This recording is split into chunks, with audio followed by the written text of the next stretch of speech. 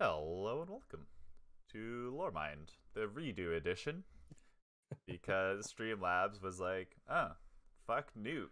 It's basically what happened. Yeah, so this is LoreMind, the Clovis Bray Papers is what I've taken to calling it, or I guess journal maybe would be a better word, but we are going to discuss the Clovis Bray Papers that came with the collector's edition, and also the completion papers that were just dropped. What, last night was when they started coming out? Yesterday and last night, yeah. And I think they started Thursday at reset. Really? Okay. Oh, interesting. And, we just now have a full set. Oh, gotcha. Did they drop them in different locations, Well, it was part of it was in the RG. Oh, that was it. Right. Okay. Yeah. So I'm pretty excited to discuss that because I like I said, was saying to you guys earlier, I haven't had a chance to read through them at all. So brand new information to me.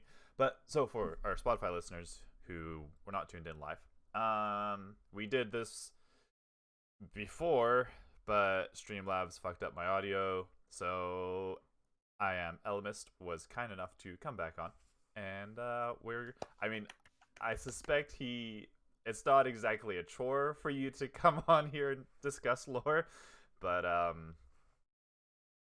thank you anyways for coming back. No, glad to be here. I suspect Cole just hit the wrong chat button. Hopefully he comes back at some point. So obviously last time we got to know you a little bit, but for our Spotify listeners, who are you, and what kind of content do you produce for the Destiny community? So I am Ellimist, as the gamer tag says, and I am a host on the Guardians of Lore podcast. You can find us on Apple Podcasts, Google Podcasts, Spotify, all the places. Pretty much anywhere you can find an actual podcast to listen to. And you can find me specifically on Twitter at @I_am_Ellimist. Sorry about that. No worries, you're back. Sorry, I was trying to listen to you at the same time as Cole popping into the chat, dropping out of the chat, popping into the chat, dropping out of the chat. It's what the fuck is going on over there? Trust me, I know. I was trying to keep a train of thought there, and I was like, oh, butterfly. Yeah. I'm so well. So yeah, this is what happens when you have Discord open on two machines. I opened it on my desktop, and all of a sudden, just everything went dark on my laptop. I'm like, no, that's great. Sorry, Ellimist. Sorry, it's all good. Go ahead. It's all good. Yeah, and so Guardians of Lore. So you guys choose topics that you want to discuss in the lore. It's not really a TWAB discussion podcast. It's actually lore based. We read through the lore and then we talk about it after each entry. It's kind of like a book club. Yeah. We're a Destiny book club. Yeah, not nerdy at all. Yeah. And as our listeners will know, we are joined by Cole. Hi guys. You know him, and I'm Newt. You can find us on Twitter, or the main account @Podcast Destiny. Just do that instead. That's easier. Which I finally convinced Cole to start posting on the main Twitter account, so I'm super excited because I don't have to do that. It didn't take much convincing. You're like, okay, go to your phone. Okay, open up Twitter. Okay, now log in. Oh, I see what you're doing here. Yeah, just fucking forced it. Why am I doing this? But okay, sure. Now I've got complete control of the account, so that's gonna be fun. Not quite true. Okay, so I think that's a pretty good preamble, right? I'd say so. Yeah. Okay. So I figure since we've already read through this, we can do it a little bit quicker, right? Is that fair enough to say? Oh, absolutely. Yeah, we can probably run through this a little bit quicker. Okay. Could I actually wait? I might have access to it. I need access to the original Google Doc Okay. because I realized I may have exited out of it. Like your notes or the actual document itself? The actual document. I don't know where it went on my computer. Okay, give me a minute or two. Awesome, thanks. But in the meantime, Talk amongst yourselves. I'm sure people are familiar at this point, if you're following Destiny at all, as to what's going on. Basically, on in the collector's edition. Oh, also we should probably say, for those of you who don't want any spoilers here, That's a good point. there are so many spoilers in what we're about to talk about here. So if this ain't your thing, maybe go to a different podcast. Maybe go check out what Guardians of Lore has to offer right now, because and like in the meantime, until you work through the story, then come back and listen to this one, because we're about to talk about a lot of stuff. So the a lore book dropped with the collector's edition of Beyond Light, and it's one of the lore books that you can collect in game, and it's Clovis Bray's personal notes on the ExoMind program on Europa and the Deepstone Crypt specifically, and how the Exos came to be. And quite recently, what we were talking about earlier is that the missing pages have been found in the ARG, and people converted them into text documents, and we now have the full story of what's going on here and exactly how twisted of a person Clovis Bray exactly is. And so, Yeah. that's what we're going to be talking about today. Is that the real monsters were humanity all along. That's a pretty good way to describe it, I would say. Yeah. Humanity is the darkness. You may be onto something here. Yeah, no kidding, right? Yeah, really.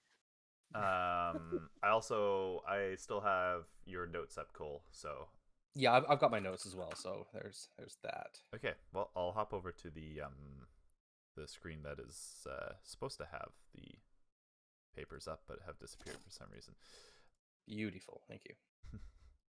10 seconds. I also apologize if I'm a bit sniffly right now. Yeah, me too. Cold weather. Okay. Cold weather. Yeah. So I'm going to say it again. Thank you to Full Hearts /ADHD Kate on Tumblr, and the user LimeWire on Reddit, I'm assuming is what that's for. So this is the first set of papers that we got from the collector's edition, and then afterwards we'll go over the final ones that came with the ARG. So this starts out with Clovis just talking about how he is arriving at Europa. I almost said Enceladus. Don't. Not again. And he's just talking about how basically he's kind of dying, and he's come to Europa because the K1 artifact on Luna promised him a secret to immortality that he calls clarity. He doesn't really know what it is yet, but he just knows that his key to immortality, and also for him becoming the last universal common ancestor, or Luca, of humanity, is somewhere on Europa. Yeah. And he arrives on Europa in the ship the Hanu 2, and he has on board 600 shielded heavy work frames. He's got cryogenics machines, replication chambers, hazardous environment engineers, smile support, which is basically, is that like the cryogenics? That's like a support pod for, for a human body. I took it as that. Yeah. Does it say anywhere what SMILE stands for? I don't think it does. No. I feel like I haven't read it either. I'm curious to see if they'll mention that, or maybe it's somewhere in lore at some point. Possibly. I've got a feeling we're gonna find out like soon. Yeah. Next couple days. Yeah. I don't remember what I was about to say. Oh yes. Also, what was it? 100? He's got 100 volunteers uploaded into something like that. Some sort of program. So it's basically these people's personalities and, well, these people, their minds. Yeah, their minds have been uploaded into a computer of some sort. Into a mainframe, yeah. And basically, the best way you can sum it up is it says here in the document, the most expensive lie in human history. I am not here for a safari. All of Europa's life will soon be known, mapped, and exhausted of wonder. And the K1 artifact promised to be an offering. So yeah, there you go. He's still dying, but not fast enough to kill him. Yeah, and he's using pigs to Darn. grow his own organs. Yeah. He's using what he's using must use a good pork recipe so Whitford will not go to waste.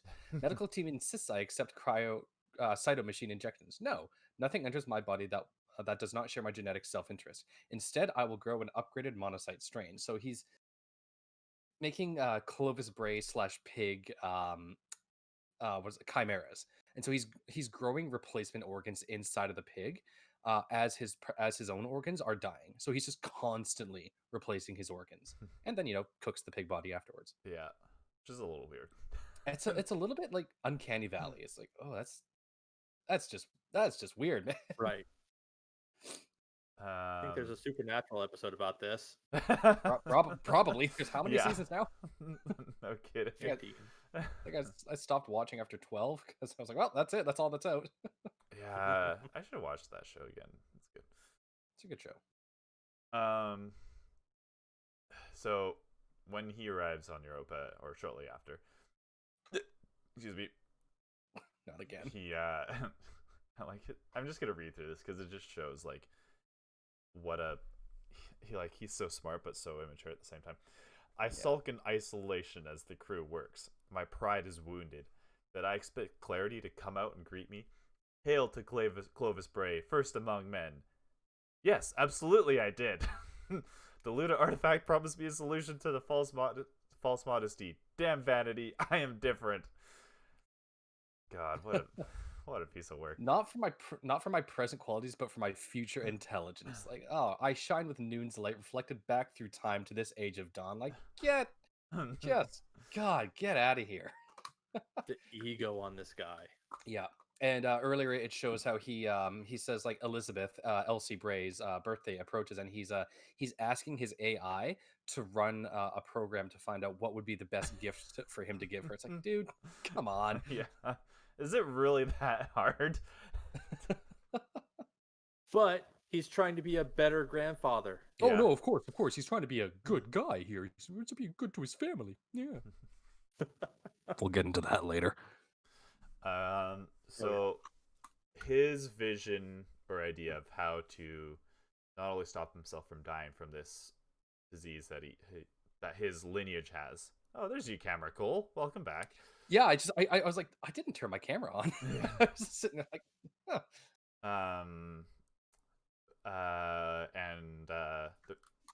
His plan to achieve immortality and also to become the Luca. So this is not just something for himself in terms of achieving immortality, but he wants like humanity to end up within this blueprint as well.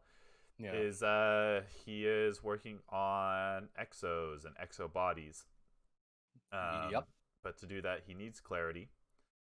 And until then, he does not dare make the leap into a new body. Because it's kind of sketchy. It's a one-shot thing. Yeah. And so far, he has not had any, like, all the exo persons that he has created have not survived. Yeah, he says like the exo program right now is 100% fatal or something like that. Yeah, universally fatal. Yeah. Universally fatal. That was it. And I just find this interesting. Is like, it doesn't really like, it's not like a big lore reveal, but he's just so focused on this term savaging. Like, he just mentions it all the time. The term of parents destroying their own offspring is savaging. When sows attack their own piglets, no one has ever worked out a good explanation. One theory is that the mother pigs are frightened by their own young, terrified by these strange, noisy, needy things. The ancient biologist August Wiseman believed that we age to make room for the next generation, that we are programmed to die to leave a space for our offspring. Perhaps the sows are simply acting in self-defense.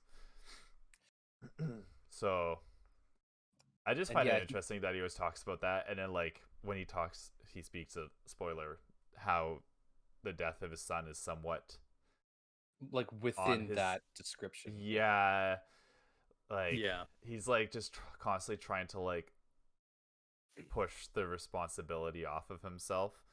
But it keeps coming back. Yeah. Yeah, and like Newt said, we'll get to that later, but it's messed up what Yeah. happened to his son. Was there anything in there that you guys wanted to discuss? There's a little note in here that says, "What if this perfect self-repair is the reason the exos degrade?" It's like, yeah, that we do get to that Maintenance later. so absolute that it becomes a static loop. Yeah, Exactly. Yeah, there you go. which definitely gets delved into much deeper later on as well. Yeah, this is still kind of like the intro, kind of setting up like who this Basically, guy yeah. is. Yeah. And still here as well, he speaks of the Europa life, and it's just like he speaks of a bristling thing large as a whale, a dandelion made of soft arms, bright red and yellow markings indicate it involved in the shallows. It Sounds is a very colony similar to the organized Leviathan on Titan. organism. Sorry. Sounds very similar to the Leviathan on Titan, of which it's that shadow that we see. So Yeah. I still think there's some sort of connection going on there, that like they hinted at this and then they just kind of dropped that. And I don't know how it's going to come into play, but I mentioned this the last time we did this, but I still can't get this out of my head that somewhere in one of the lore books they mentioned that there's a connection between the seas of Europa, Titan, and Enceladus. Oh, And I think really? it might have just been like the methane seas, or like the biology of the life that's in there. It's like they evolved in the same way, um, Right. but I can't place where it was. What's interesting too is that because the traveler bypassed Europa, Yeah, so you know it's not from the traveler. that's a good point. Right. Yeah, Um.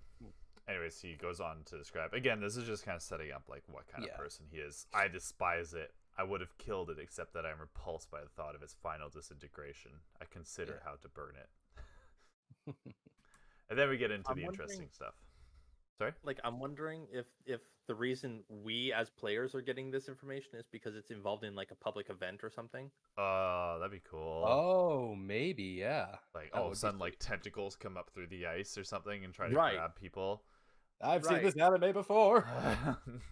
And like, as soon as you turn it heroic, the tentacles just pop up through the ice or something. And Yeah. That would be sweet. Yeah. Oh, that would be really cool. Hmm. Hopefully, we get to see at least some sign of the creature. You know what? I because would why love. else would they bring it up? Oh, I You- would. So you know you know what I- how? Oh, sorry. Go ahead. I was gonna say, you know how in all of the trailers it shows us speeding over the ice in our sparrows. Yeah. I would love it if we were just like in a cinematic, we were walking over the ice or going over their our sparrows, and just the shadow, but below the ice, just travels like an immensely large being, just Right. travels below the ice. It's like, okay, Right. You know what I would love is for at the very end of the whatever the fuck, the raid or the story, and we defeat Clovis if he is the boss, and we find his rotting body, which is his like brain being preserved basically, yeah, and we dump it into the ocean, and then this like tentacled beast just like eats his Ugh. body. Just some nice That- little poetic action there. that would be It cool. would Yeah. be poetic. Okay, so yeah, entry 3 is when we get into some interesting stuff. This is a great little start to it too. I died. What a nuisance. Yeah. His clinical death lasted for 11 hours before the smile pod, I assume is what he was in, was able to reactivate him basically. And then I believe it's like after this point where his body is essentially dead and the pod is just like forcing oxygen and blood to run through it to keep his brain alive. I think that's basically what it is. Yeah. Yeah. Oh yeah, he says, I have no breath and no pulse. It is the return of oxygen to dead tissue that does most of the damage. I should be asleep, but I have to get this down quickly. While I was dead, I had a dream. I was in a working exo body. I felt so strong, everything so vivid, no need for waxy eardrums or jelly eyeballs, like seeing for the first time after a life of cataracts. I think I was immortal. So he just describes his dream where he had amnesia. He couldn't even remember one of his granddaughters. Yeah, it was Anna that walked by him in the dream and says, and not only did I fail to recognize her, but it never even occurred to me that I should. Yeah. Which is a direct arrow at how when we are brought back to life by the Traveler, we don't remember any of our past memories in the slightest. I also suspect it's kind of just like a reference to like his not really disgust, his disapproval of Anna's genetic makeup, right? Because she's adopted. Anna's the one that's adopted, right? Yeah. I feel like it's kind of like a hint towards that. That's a good point as well, actually. Yeah. But he speaks of how he thought he must have had a near-death vision, so he checks his nerve logs. But I'm just gonna read through. Every last spark in my brain is recorded, and nothing in that cerebral panic can account for my dream. The mind is the brain. It is impossible to have a vision without correlated neural activity. Yet I did. Wonderful. This is why I came here. Unmapped secrets, impossible dreams, a chance to pass beyond the infinite and escape the tyranny of casual closure. I wholeheartedly believe that the dream was a message from clarity, a promise of success. And then he speaks of the Luca, the last universal common ancestor of all future human growth, is what he wants to do. Specifically, he wants to be the Luca of all future human thought. Yeah. I'll read through this. Now remember Luca Brasi, the Corleone family heavy. Nuipedia says that Brasi murdered his own infant child. Why? Why would he do such a thing? The article doesn't explain. Savaging again. So there it comes up again. Yeah. Just a little bit of foreshadowing as to what's coming in these papers here. Yeah. Oh yeah. And then, okay, how do we narrow this down nice and easy? It explains exactly what clarity is. Or what effect it has, basically. Yeah. Kind of. Was it you who came up with a really good analogy for it last time? Was it? The apple analogy? Yeah, maybe. Or metaphor? But basically. I think that was Newt. Yeah. Oh, yeah. Okay. I didn't come up with it. I just heard it from someone else. Oh. So, clarity violates established symmetries and conservation laws. In doing so, it defied someone's theorem. Not going to bother trying to pronounce that name. No theorem? So, all things are transformations of one thing without gain or loss, as my childhood tutor put it. If A can become B, then B can become A. Wait long enough, longer than the universe, and B will spontaneously unmix itself to become A again, basically. Right, yeah. But clarity is not always symmetrical. For example, it violates time reversibility. Consider the simple equation. Clarity A leads to B. This is the application of clarity to state A to produce a lower entropy state B, which clarity is fond of doing. It removes portions of a state configuration, bringing it down to its most robust inhabitants. So, say, if you took a sword and I'm trying to think. Just put clarity A to it. I can't think of the word. Apply clarity to it. Sorry. Yeah. Apply clarity to a sword. It'll like break it down to iron and wood and whatever the fuck else. Well, break it down with individual components. Yeah. Exactly. Yeah. Clarity is like a solvent or a solution or something. Yeah. That he got from the K1 artifact. Unless I'm completely wrong on that. I don't think he didn't get it from the artifact. Oh, did he not? Oh, no. Okay. Because he came to Europa to find clarity. Oh, that was it, right? He didn't have clarity with him already. Yeah. That was it. He just got the knowledge that it existed. Yeah. From the K1 artifact. Okay. Cool. Shoot the Kite. Thank you for the follow on Twitch. Hey. So time symmetry suggests that we should be able to run this process and reverse and retrieve the original. So reverse clarity B would lead to A. But in fact, we obtain reverse clarity B leads to C. So basically, I'll use the analogy that I used last time. So you take an apple. Yeah, you take an apple. That is your object. You apply clarity to it. So clarity apple. Think of clarity as a knife. So you use the knife to chop up the apple. So that leads to pieces of apple. Right. So the idea is that typically reverse knife on chopped up apple would lead to whole apple. But the way that clarity works is that it's actually reverse knife to chopped up apple leads to like something even more bizarre. Like tree, I think you like said. Yeah, like I said, it would lead to like the tree or the seed in the ground or something. So yeah, it's like so that's essentially what clarity is. Yeah. It we just obtain like a second transform state further yet from its original configuration. Yeah.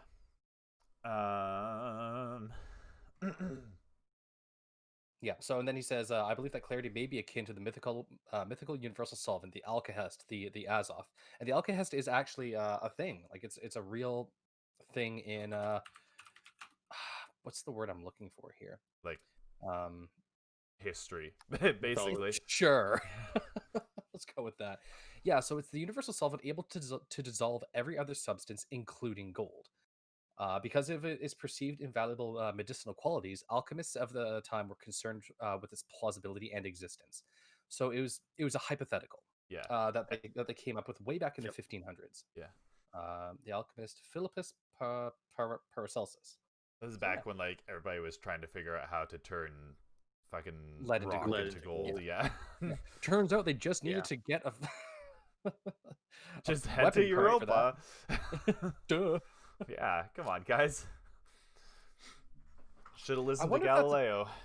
Okay, I wonder if that's a coincidence there, though, because we do have the weapon perk lead from gold, where is when you pick up heavy ammo, you also get special, I think. Special ammo. I wonder if that's a coincidence. Probably.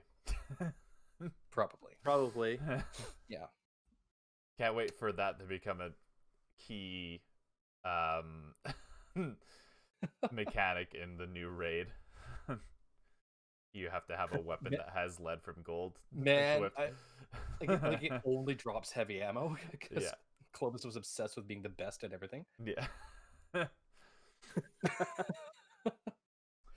Well, welcome to our garbage theory crafting podcast. Right. Oh God. Yeah. And so Clovis goes on to speak of how he thinks clarity has affected the universe, basically. So why do we exist? We exist because the universe began in a state of lower entropy and has ever since expanded and unwound, transforming from a single dense plasma into a void filled with complex structures. In the future, it will achieve maximum entropy when all organized matter has collapsed into black holes, and these holes evaporate into uniformity of the heat death. This is the unexplained secret of creation. How did that original low entropy state come to be in the first place and the first time? The egg of history. What if clarity was responsible? What if there was some primeval chaos, some pre-cosmic entropy, which was soaked in clarity to reduce it into that first nucleus of all existence, which issued the Big Bang? Which Big Bang? Bang. Bang. Which actually, what is this podcast? Which does kind of make sense though, because in I think it was Unveiling. It said that the Gardener and the Winnower were outside of time and space, and they were before the universe actually ended up happening. That is also exactly like immediately my brain goes to like the garden. Whatever the fuck that was. Ellimist, I know you love that lore book. So okay, I feel like I can like go a bit further with that. Maybe if I had some lore tabs up about the Gardener and the Winter, but like, what do you think clarity would be? Like, do you think clarity would be like if you think of the Gardener and the Winnower, and the Gardener has like their watering can is like spreading water over these maybe plants in the garden, Clarity would be the water. And then you figure the Winnoware is going to have a scythe or something. Yeah. What would be the scythe? Well, he says there's some primeval chaos, pre-cosmic entropy, and would that be the gardener messing with the game that they were playing, where the gardener said, "No, I want things to live forever," and just messed up. And yeah, actually, I think my example is bad because Clarity is a gift from the darkness, which, I mean, maybe the darkness is just like, I would think then it would be from the darkness. I mean, maybe Clarity might have been the Winnower's solution to this chaos that the gardener created. Basically, the Winnower's scythe basically is Clarity. That's a cool line. I'm tweeting that. So, yeah, like the gardener creates this garden. It becomes insanely complex to the point where it's unsustainable, basically. Like, think of like when a garden is just completely overgrown. So the Winnower comes in with Clarity and cuts it down and landscapes it to like a lower form of entropy, a less chaotic situation. But then it begins to grow again, which would be the Big Bang, and the cycle repeats. And see, I just figured that Clarity was an artifact from one of the pyramid ships, because we know that they came to humanity at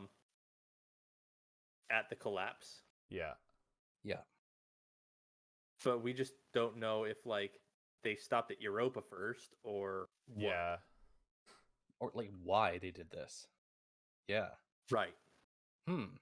That's actually a good point. Because I don't think that the pyramid ships themselves are the Winnower. I think that they're agents of the Winnower. I've had that thought for a long time as well. You know what? I saw something interesting. So this is going off on a tangent, which is dangerous because there's so much fucking content to get through still. But I can't remember who it was. I think it was someone in Mylan's chat. Oh no, it was a Reddit post. It had a really interesting theory. So, you know, in the trailer when we see like the Fallen are receiving the darkness, and there's like that big triangle above them that kind of splits into shards, and there's kind of shards everywhere, and they're like the pyramid ships are like there's a big pyramid and there's little pyramids that all fly around together. Right. So someone was theorizing that actually the pyramids aren't a ship; they are shards of a. It's a Gundam. Of a basically, like a giant form. Huh. No, it's like a Megazord now. Oh God. You've got the individual pieces. You've got the individual pieces, and essentially they come together to form a larger thing. Cube. It's Voltron, but like horrifying. They would all have to be together in order to actually form it, because why else were they out in space in individual pieces? Yeah. Or maybe they break off. I like that theory though. Yeah, because we still haven't seen the mothership in game, the one that was revealed at the end of the Red War campaign. Right. I also do wonder too. Oh Jesus. No, that's no. I was like, is it Zivu or Wrath? But no. We're dangerously on a tangent here, but I also find it. I always wonder, because when we go onto the pyramid ship, there's corridors and stuff. So everybody's well, okay, not everybody assume, but like, which seems to hint towards there being beings that exist on these ships and walk through the corridors. But I almost wonder if maybe the ship just created those for us. That's what I was thinking. As some form it's like of it created it created this architecture to seem more familiar to us. Yes, exactly. Oh. Yeah. I like that. So essentially it can change whatever it needs to about itself in order to make it more presentable to other civilizations. Which circles back around to Clarity. Yeah. Okay. So I like that. Okay. I like it too. So here, We're done. Here we go. Clarity takes something So Clovis's theory is that clarity takes something and returns it basically to a lower, a more condensed form, basically a base form. Yeah. So the pyramid ships were The pyramid's ships were a giant structure that was shattered, and it needs clarity to reform itself down to its base structure. Possibly, yeah. Ooh. Yeah, I don't know how I feel about it yet either, but thought I'd throw it out there. That's possible, yeah. Huh. I think okay, this is gonna be my last point, and then I'll keep reading. I really think finding out specifically what clarity control is very important, because that is like also what Clovis describes, where he's like speaking of why did it take that form, that visage, that face, and it's probably because immediately starts talking about woman, which comes up later in the papers, but immediately he starts speaking about woman and how his distrust towards them. Great guy again, but I think it's like a woman form and is like maybe connected to the statues of the veiled woman all around. Anyways, did you guys see the new? Where did it go? There was a new trailer that was like mini trailer that was released. That came out with the ARG. Yeah, it shows like the EXO at the very end of it. Yeah, it's like very Five Nights at Freddy. I'm trying to find, because there was a screen grab. There was a shot in there. That's a good description of it. Five Nights at Freddy. It was. That's actually exactly what I thought of. I just hadn't put words to it yet. Yeah, it's like the security cameras going over. It's like, oh, I hope we get some creepy shit going on in this next expansion, man. Yeah, I'm really hoping for it. But there was a shot. It feels like it. Oh yeah, there was a shot in there of this sphere in the middle of a giant chamber with a walkway going towards it. That looked very important, I'm gonna say. I'm gonna see if I can. Yeah, actually, I think I can't remember. So he just says, what if clarity is responsible for the creation of the Big Bang? Perhaps clarity is the Ein Sof, the nameless god before creation, preparator of the cosmic egg, razor that cuts the fat of complication away from the bone. Got it. Those who comprehend the Alkahest, it is said, will obtain eternal life.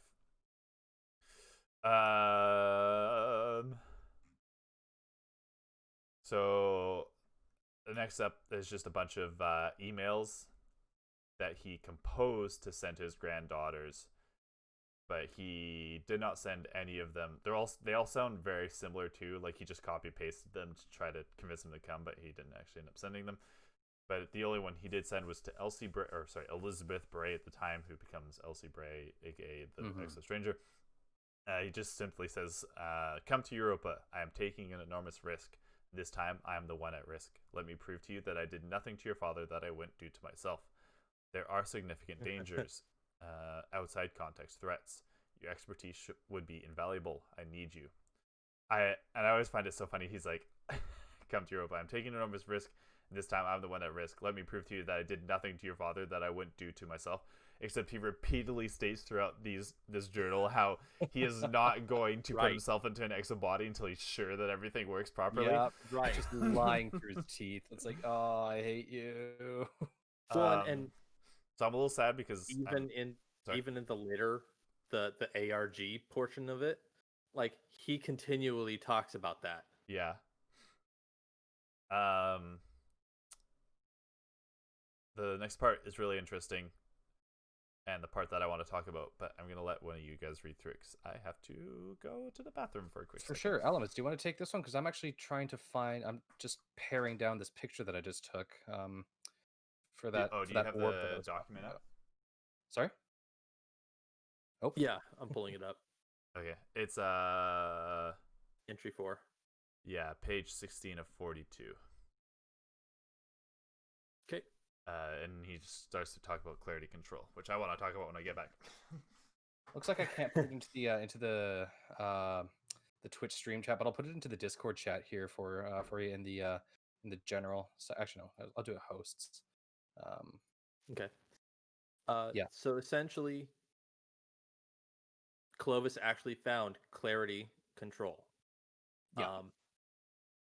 And it arrived 20 years prior to him going to Europa.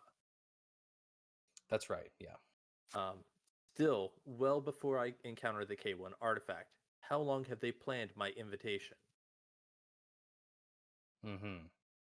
I still don't know if this is the darkness actually speaking to Clovis or if it's a sign of his own madness. Or a bit of both. A bit. It's probably a bit of both, yeah. Because I've been looking at this, like, man, I guess like him thinking that the darkness wants him to be the Luca is his own ego, but at the same time, I guess it is the darkness speaking to him. But yeah. Well, and like honestly, the darkness could be speaking to him, Mhm. and he's taking it and reading a lot more into it. Yeah, than what they meant. Yeah. Yeah.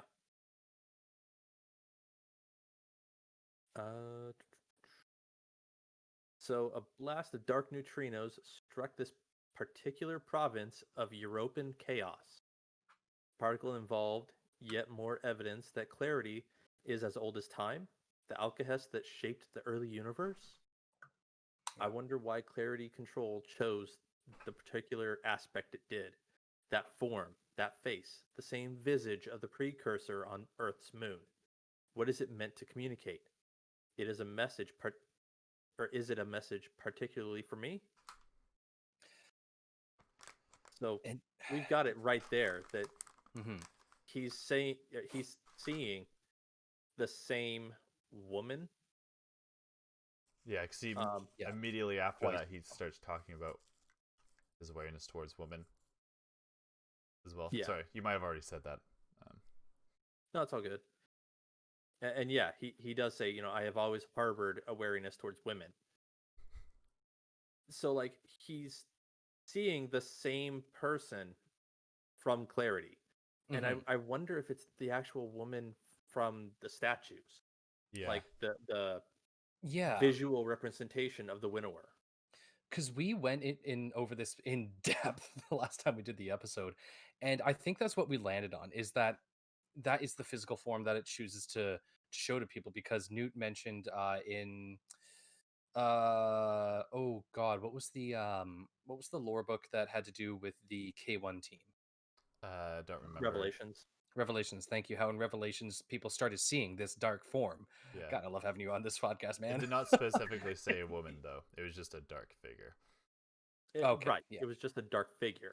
Which is also kind of precursor to the nightmares that we got on the moon. So okay, like one and the same, I guess. Yeah.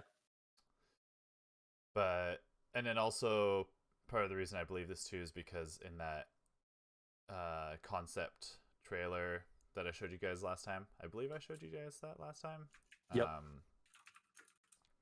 That was never actually put out. There's the the shot of the first astronauts to meet the traveler as it is in the proper trailer. In this concept trailer, they go to Mars and they meet a woman in black robes who speaks brilliant to white them. hair, blue eyes. Yeah.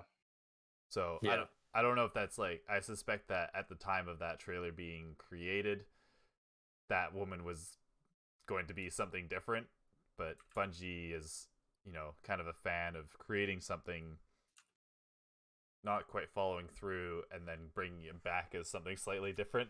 Kind of like the Extra Stranger, where it's like, well, we're never going to see her again, and then turns out she's like a main character in the story going forwards. Thank you. Still so excited about that. My hype has not diminished at all over this. So happy to have the Extra Stranger back. Yeah. Oh my god, yeah. I'm just glad she finally has time to explain. That joke's never gonna get old. I love it. No. They actually because I was reading through it really quickly in the new pages, there's a reference towards it, I think, in there. She says something like that. Oh yeah. Also, so typically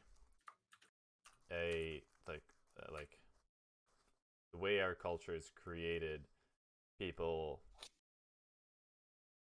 I don't know if this is a dangerous thing to say or not, but like people would think of the gardener as the woman and the winnower as the man, right? Like, right. Women are kind of seen as the creation point in our, species. I mean, that's fair because they bear the children. Yeah. So. Yeah. And that's historic. I mean, the goddess Gaia is a goddess. Well, exactly. Yeah, there you go. Like the creator of all life. Yeah.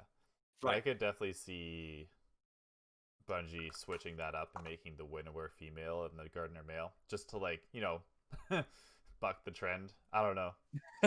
I could just see them doing that. Yeah. Or they have no need for the concept of genders. Yeah.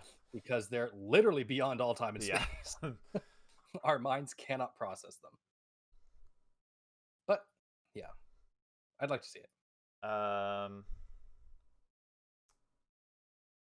Is there anything else that we wanted to say about that section? I think I'm good. He's just a piece of shit. Yeah.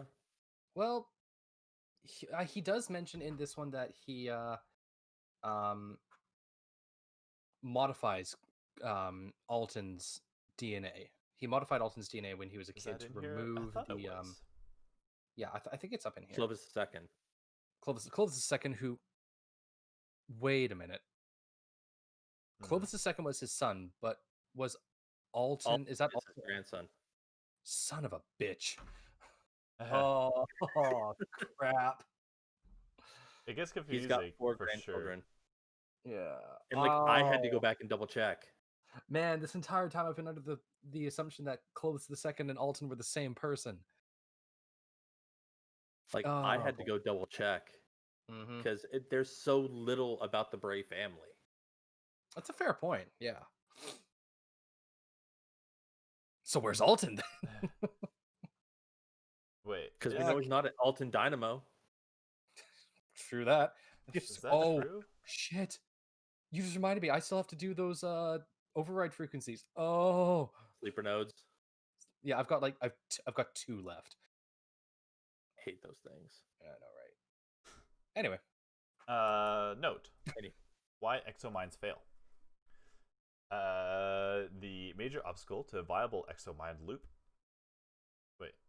The major obstacle to a viable exomind, I think I forgot a word there, is the loop billboard crash cycle. So the general idea of this section is that human brains are constantly fighting off issues that pop up from the surrounding environment and within our own bodies, and self-checking itself over and over and over again as errors form within our consciousness, our body, our surrounding environment. And the problem is that exo bodies are so perfect and don't have any errors coming in that the mind cannot retain its association with this exo body. Right. So early attempts at upload consciousness were haunted by fears that the upload would suffer cryptic loss of qualia, the unseen death of the first person conscious mind. The upload would then become a so-called billboard, a flat imitation. Excuse me. Many researchers referred to this as the... I lobbied the ISO to establish a standard for a certified conscious simulacrum. Any emulation of a human brain must display neural activity correlated with consciousness, particularly in the nuclei of the thalamus, midbrain, and pons. Many researchers referred to this criterion as a zombie detector. The problem with exominds is that they quickly stop passing this test. The first stage of breakdown is looping, the same repetitive stereotype behavior once observed in zoo animals. They begin to repeat similar conversations and actions. The mid-stage... Sorry? I'm just thinking, as we're going through the Clovis Bray facility, or the Deepstone Crypt, do you think we'll see exos in different stages of the loop billboard crash cycle? I hope so. I hope so. There's just one exo just tapping his head over and over and over and over again. It's like, yeah. Oh god, this is gonna be so creepy, and I love it. The only issue I'd have with that is like it's kind of shitty in the sense that it's sort of perpetuating a negative outlook on mental illness. Yeah. So I can see that. I think Bungie will have to approach this very carefully because, like, that's especially because they speak. The mid-stage symptoms are pacing, chewing, rocking, grunting, striking limbs against walls or furniture, and facial tics. Like, that really like makes me think of like certain people I've met in my lifetime who had some form of mental illness, and they just have like a tic, like they're constantly like, you know, tapping their leg or something like that. So I think they'll have to be careful about approaching the whole situation. If they decide to go that route. Yeah. If they do, yeah. Yeah. And I mean, like, it's not really, you know,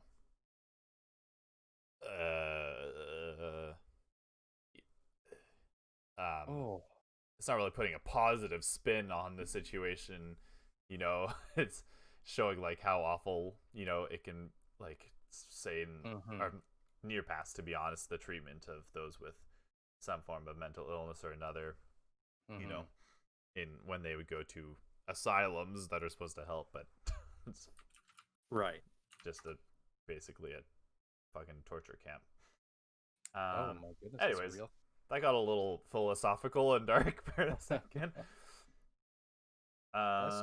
Did we talk about Athetosis yet, or can I do this one? No, we have. Okay.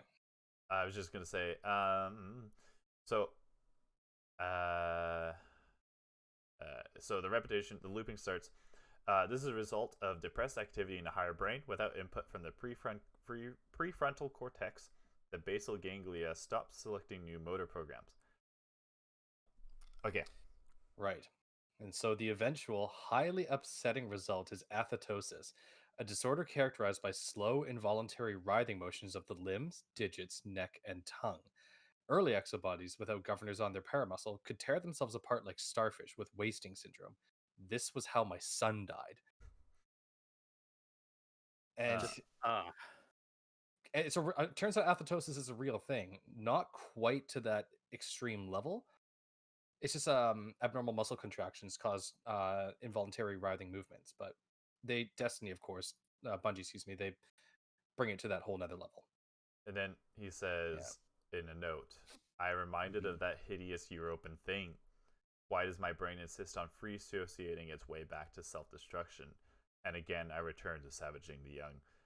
So it just shows, like, basically he was disgusted when his son tore himself apart. Like, he wasn't.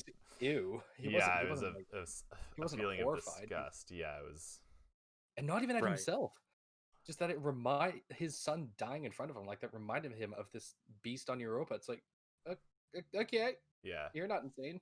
Yeah, like I said in the last one, like, I think the only kind of upsetness or remorse he would feel towards himself in that situation is that, like, he made a mistake, and not that not because it cost a human life, but because it's like, it's a strike to his ego. I made a mistake. Like, I'm supposed to be perfect. I shouldn't have made a mistake. You know. Right, because then he has to admit failure. Yes. Yeah. Yeah. There you go. That's He does not. I was looking at that failing in any way. At that sketch of the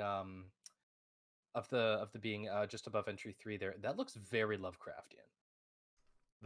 Of the Leviathan. Of the Leviathan, yeah. Yeah. It does look. It looks like a sun star almost, but I'm really hoping we get more like Lovecraftian overtones to this expansion, because there are hints to it throughout the game, but nothing quite as powerful yet. Yeah. Anyway, sorry, really quick. I'm just gonna. And then he goes, the driver of this degenerative loop is a process we call billboarding. No matter how actively we stimulate the exobody, how rich we make its social and cognitive environment, and how powerful its senses, we still observe the gradual shutdown of exoneurons.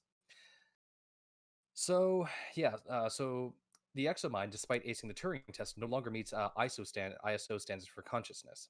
It is a philosophical zombie. So once they get to this billboarding point, no matter how much stimulus they toss at the exobody, there's just not a whole lot they can do about it. It's just like, well, damn it. Yeah. And so this is the reason that exos are inherently fatal at this point in time. Clearly, at some point, Clovis found an answer to this. I wonder if we'll get to that. And this is why he doesn't want to put himself into the exobody just quite yet, because every single one of his experiments have failed. But possibly with clarity control, he can do something about it. Really quick, if you look at the stream, this is what I think of when he speaks of the giant or the Leviathan. Oh, yeah, Feather Star. That is nope. Nope. Just imagine that, but nope. Huge. All right, Clovis. Okay,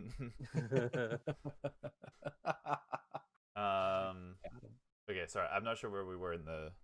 We're just at the note. I have had the uncanny experience of holding a long, rational conversation with an uploaded woman, only to discover she was unconscious the entire time, and in fact showed brain activity similar to deep asphyxia.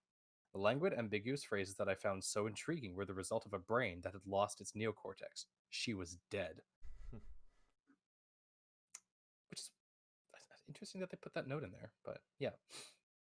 You're basically just talking to a computer program at that point. Yeah. And like not in the sense of like an uploaded or a scanned and uploaded consciousness of a person, but literally just like you went to like Google, what is it? The Google bot, chatbot, or whatever. Yeah, chatbot. Yeah, chatbot. So basically, he goes into eventually the shutdown. This shutdown proceeds far enough that the exomind cannot sustain its default network, the light in the windows of a living brain. So it gets into this billboard cycle, and it just crashes basically.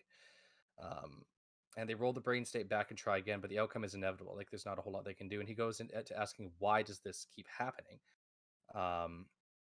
And he goes to say, to remain ourselves, we must limit the amount of change we experience. Our brain cannot be changed into a cloud of hot gas without killing us. But what if change is permissible? Would we not be most ourselves if we never changed? If our future state was fully determined by our current state? And so this is where he get Ellimist, you mentioned earlier, that the human mind is engaged in constant self-correction.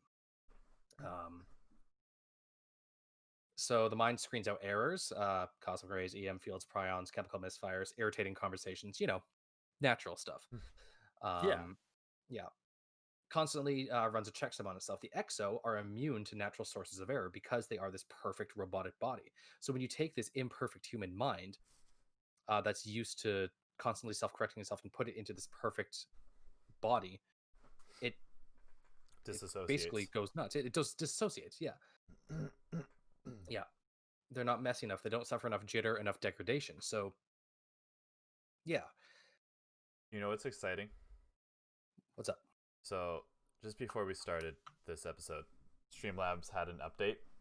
And I just noticed finally, they fixed the bug where even though I would choose for it to not show the mouse on screen, it would always show up. Oh, and that's nice. That's fixed now, so the mouse is no longer on screen. Awesome. Anyways, that has nothing to do with this whatsoever. How does this tie into the loop billboard crash cycle? I thought I would just throw that out there for anybody who is interested. Just a wee lore tidbit for you on Newt's side of things. Get into some Newt lore later. Yeah, I got nothing after that. Exos. Professionals. We're professionals here. So, if exominds are to be viable, sorry? Who wants to be a professional? No. Yeah, that's no fun.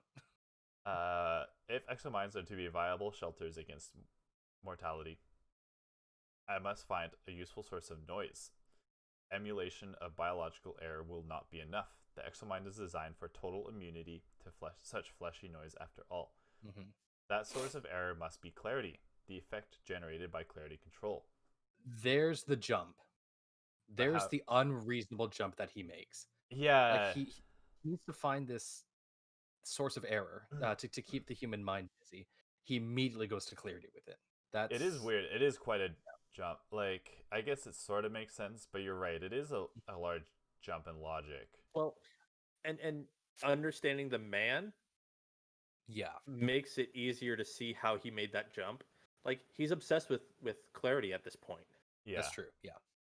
So all he's thinking is, how am I going to incorporate clarity into my project? Yeah. That's where everything went wrong, I guess, is that he just took that, like, he took a broad stroke that was way too much. It's like taking a giant paint roller to your Warhammer 40k mini. He's like, well, there we go. This'll work. Exactly. It's overkill. Exactly. Yeah. Yeah, because he does. It's true that, like, when he gets it, he's frustrated because, or like, so later on they create the gate and they go through to the new area, and he's frustrated because he doesn't see his solution there, and so he basically just looks for like the next thing.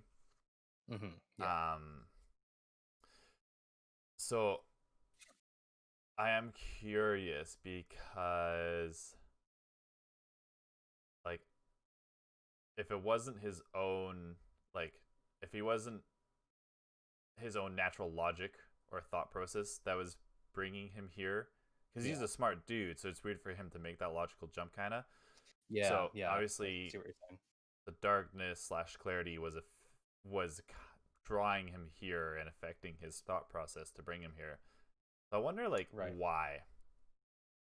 Why did the darkness want him to? What was the whole point of him going there?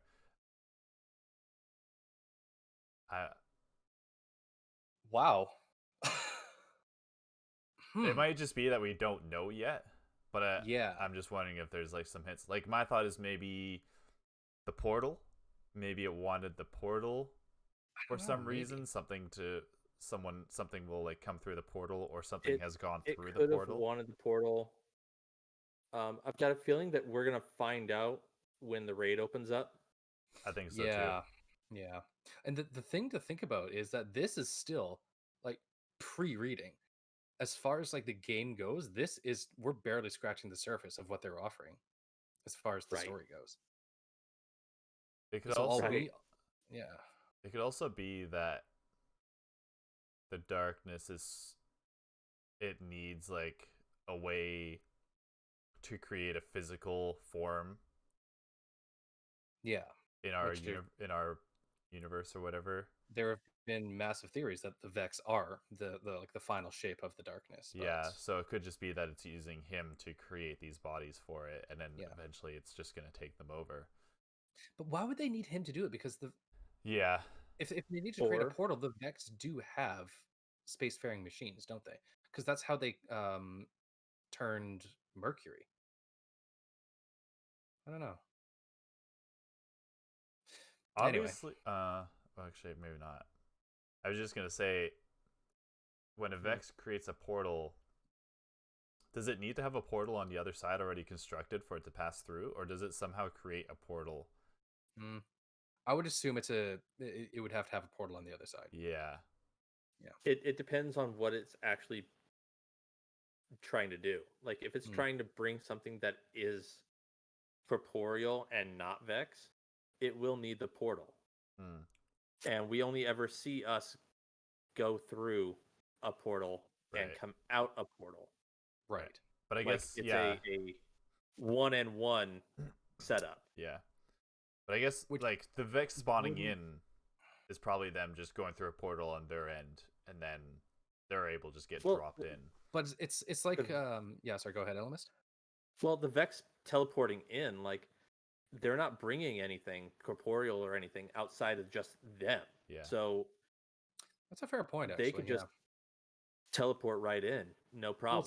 Well, it's because it's but like if they're trying to bring something, then they would need the portal. So basically, I was trying to decide like if the Vex could have gotten to Europa by themselves, like they didn't need Clovis to bring one there. So correct. So why did they bring Clovis here? And because story.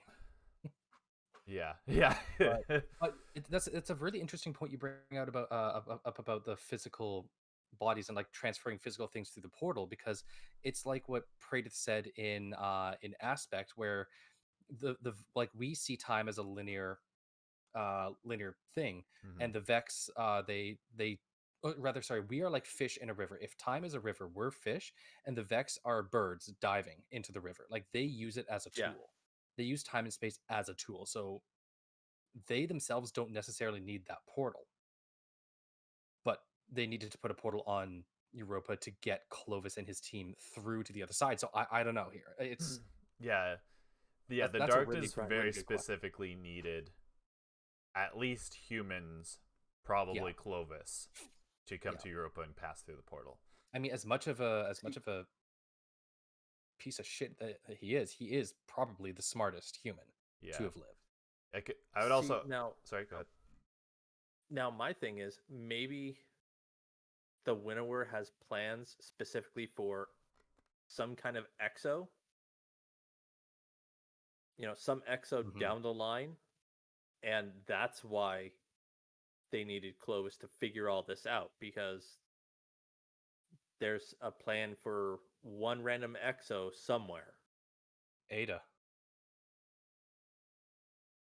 She's never gone through the loop billboard crash cycle. She wasn't necessarily. I mean, she was. An exo, or she is an exo, but she wasn't created the typical way. That's exactly it. She was created with radiance instead, not clarity. But anyway, getting ahead of myself here. One more thing I wanted to say. Fuck, what was it? Oh, what if it could just be that the darkness needed the creation of the Exo Stranger for something too? Oh, yeah, there we go. Could be. Maybe because I think we're coming at it as like, what did the darkness need from this place, from these people to kind of like fuck with humanity? But what if it was like, what if it's true, the darkness is saying that it wants to help us in some way or another, whatever the fuck that's gonna end up meaning. So what if like it was like, okay, we need to create Elvis Bray, Elvis Elsie Bray, the Exo Stranger, to help humanity in some way.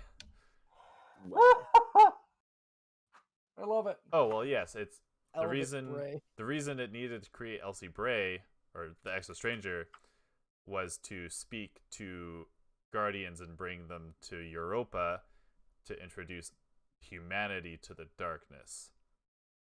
It's honestly, we could go any which way with this discussion. Like this is a rabbit hole in of itself. Like it's literally it's the butterfly effect with time travel. I mean, oh fuck. Well, so like a listener and a friend of Guardians of Lore, Wicked Jester. Wait, you guys have listeners? That's doable. Can we have that? No, actually, too? I'm sorry. It's Joker. It's Darkside Royalties Joker. Oh, he put out a video. He put out a video that when the Exo Stranger actually, said, "Hey, go to Venus and deal with the Vex," that was actually us diverging into a new timeline. That's true. That's right. Yeah. I remember him mentioning that. And that might be what the darkness wanted, was us in a new timeline, because it could see where that timeline was going to go, and it was like, this is the way that we finish off the Gardener. Things get like, it's already a complicated situation, and then when like timelines become involved, it's like, oh boy, how the fuck are we gonna? Well, yeah, because we were just following the Hive. Like he mentioned that we were following the Hive, right? And we had absolutely zero reason to go to Venus at that point. At that point, Venus was a boneyard. Yeah. Oh, that's so cool. That is so cool. Also, I'm sorry. Earlier, that sounded like I was insulting your podcast, saying you didn't have any listeners. What I meant is like we. You know the meme where it's like, wait, you guys are getting paid? That was my thought process. Is like, wait, people have listeners? I didn't take it that way. Okay, that's good. Awesome. Okay. So, Exos. Yes, should we return to this? Sure. So then he sends a message to Elsie. He's a piece of shit Yeah, again. so he knows that she's been following him, essentially. She's angry with him. I would be too if I'd watched my father come so close to salvation only to die the way he did. Believe me, the groans and snaps of his exo-body tearing itself apart haunt me almost as profoundly as the things we said over his deathbed. Yeah. Jesus. I failed your father. Yeah. It's basically, it just goes into this, what was happening to him. Clovis apparently did everything that he could to save him from it. But yeah. I just want to point out Yeah. that, like, the things that they said over his deathbed haunt him just as much as his, like, the sounds his son is making as he's dying. Yeah. Like, they could have called him a piece of shit, and Mm-hmm. that hurt him just as much as watching his own son die. Yeah. Clovis What? Bray may break my bones, but words will never hurt me. Or words will hurt me just as much. Oh, apparently. Snowflake. Then he mentions how he just says that she's gonna die if she doesn't come and help him, because she has the Clovis Curse as well. Oh, and there's still my favorite line from this entire book here. I was determined to transfer him into a new body, and I failed. The new body killed him. His final scan still sleeps in the family archives, awaiting, perhaps, some second chance. Still gives me chills. Yeah. So and this is basically exposition into that the genetic progeny of Clovis Bray have what he calls the Clovis Curse, which is a prion disease. And what exactly does he say here? You will try anti-prion treatments and gene therapy to correct the mutation, but your enhanced immunity will protect the very flaw that is killing you. So it's a degenerative disease that eventually kills you. Excuse me. The enhanced immunity, I think that might have been like a genetic modification he made in his grandchildren. I was wondering, maybe that's I think that stems from him fucking with his son's DNA and putting his own. That would be it. What was it, mitochondria or something? Yeah, something along those lines. Yeah. Well, because we do know that the mitochondria is the powerhouse of the cell. So yeah, there's that. Entry 5. Yeah. Does that start the work safe? Clearly we will not be moving clarity control like we did the K1 artifact. It reacted violently to the attempt. I've entered 19 casualties into the log. I think you can excuse me for thinking that the word causality was going to come up though as well. That's fair. Yeah. Yeah. Considering the remaining contents of this journal. I've entered 19 casualties into the log. Since 19 engineers from the Hanu team were caught in this reaction, though there are many more than 19 bodies when it was finished. Whoa. Yeah. The first time I read through it, I took it as there was 19 people caught in the reaction, but there was like, radiation or something sent off as well. I think that's what it is. Like he says, I have entered 19 casualties into the log. Yeah. Since 19 engineers from the Hanu team were caught in its reaction, but then he says there were more than 19 bodies. Yeah. I think we all those others. Yeah. As I think for a second we were all like, wait, did it create like extra bodies or something? Yeah. But I suspect that if that had been the case, he would have gone much more into detail. I think so. Yeah. See, I'm wondering if the actual number of casualties was so high, he was like, all right, we have to cap it at a certain number. Yeah. At an acceptable level. Yeah. Yeah. Right. That's what like 10%. Yeah. Yeah. And then the rest of them were like, oh, they caught a disease and passed away at some point. Or they went out on a patrol and went missing. Yeah, exactly. Piece of shit.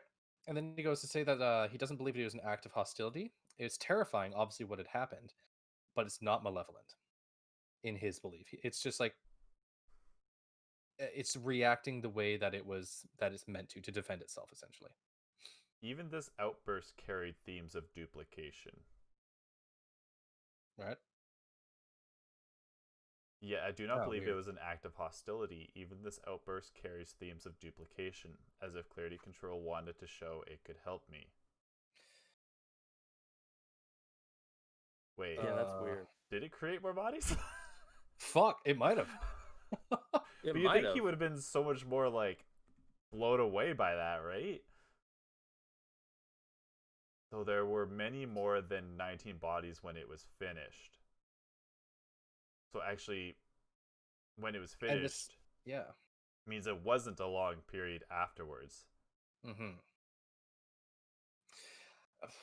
I don't know, man. I think we'll get more answers to that when the content actually drops. But as far as it goes right now, I got nothing. Yeah. Right. Yeah. I've been communicating with it just as I did the K1 artifact. I dashed off a memo to the expedition team, all fully NDA'd, of course, with hashes of their brain states on file as proof of honesty. I tried to be plain. Yet we will proceed with this, your caution. But I'm now in contact with Clarity Control.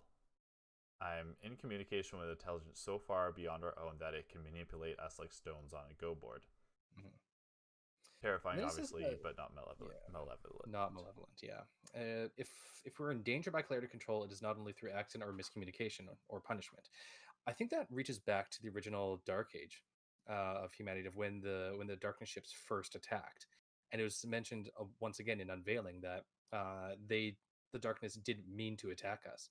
Rather it was a mistake that they attacked us like that, and this time they're here to offer salvation. So I think another piece of information that would reveal a lot, and so this is something that bugs me very often, is in the Black Armory papers, when they talk about the attacks and the smell of earth and iron or whatever. Yeah, wet earth and wet earth. But they never like say what the form is. Like what was it? And they hear machines. Yeah. Yeah. Oh fuck. So okay. So darkness has Clovis create the exos and then jumps back in time and causes the collapse in the first place. Oh wait, no. Well, no, so like... Oh no, never mind. Sorry, Clovis created the exos before the collapse. Correct. Yes. Yeah. Oh. So. But we don't know why a pyramid ship or a pyramid ship artifact is on Europa and the moon. I mean, we know why an artifact is on the moon because there's an actual pyramid ship underneath. Correct. The surface of it, but. So tearing machines. So what if the darkness?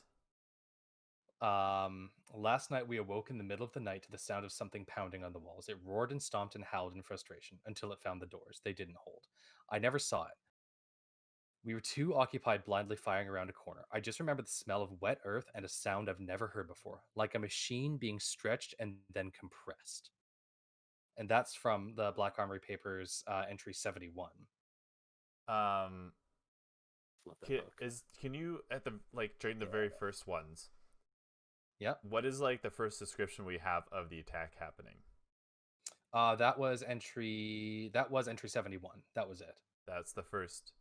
There's no precursor. The howling is loudest at night. By dawn, the quiet returns with it. The horde smell that brings the dogs. But it never says the ships appeared in the sky today. No. In entry 67, it says the traveler is on the move and is coming here to Earth. Entry 68 says they are here, they are real. I can't believe we were so right and so wrong to think that we could stop this. We simply didn't know their power, their strength. It's insurmountable. As they draw closer, all we can do is hide and hope the facility doors will be strong enough. It's utter chaos out there. And then she goes in to say how she hates faith in the traveler. But yeah, that's basically it. There's no more hope, only the screams of humanity.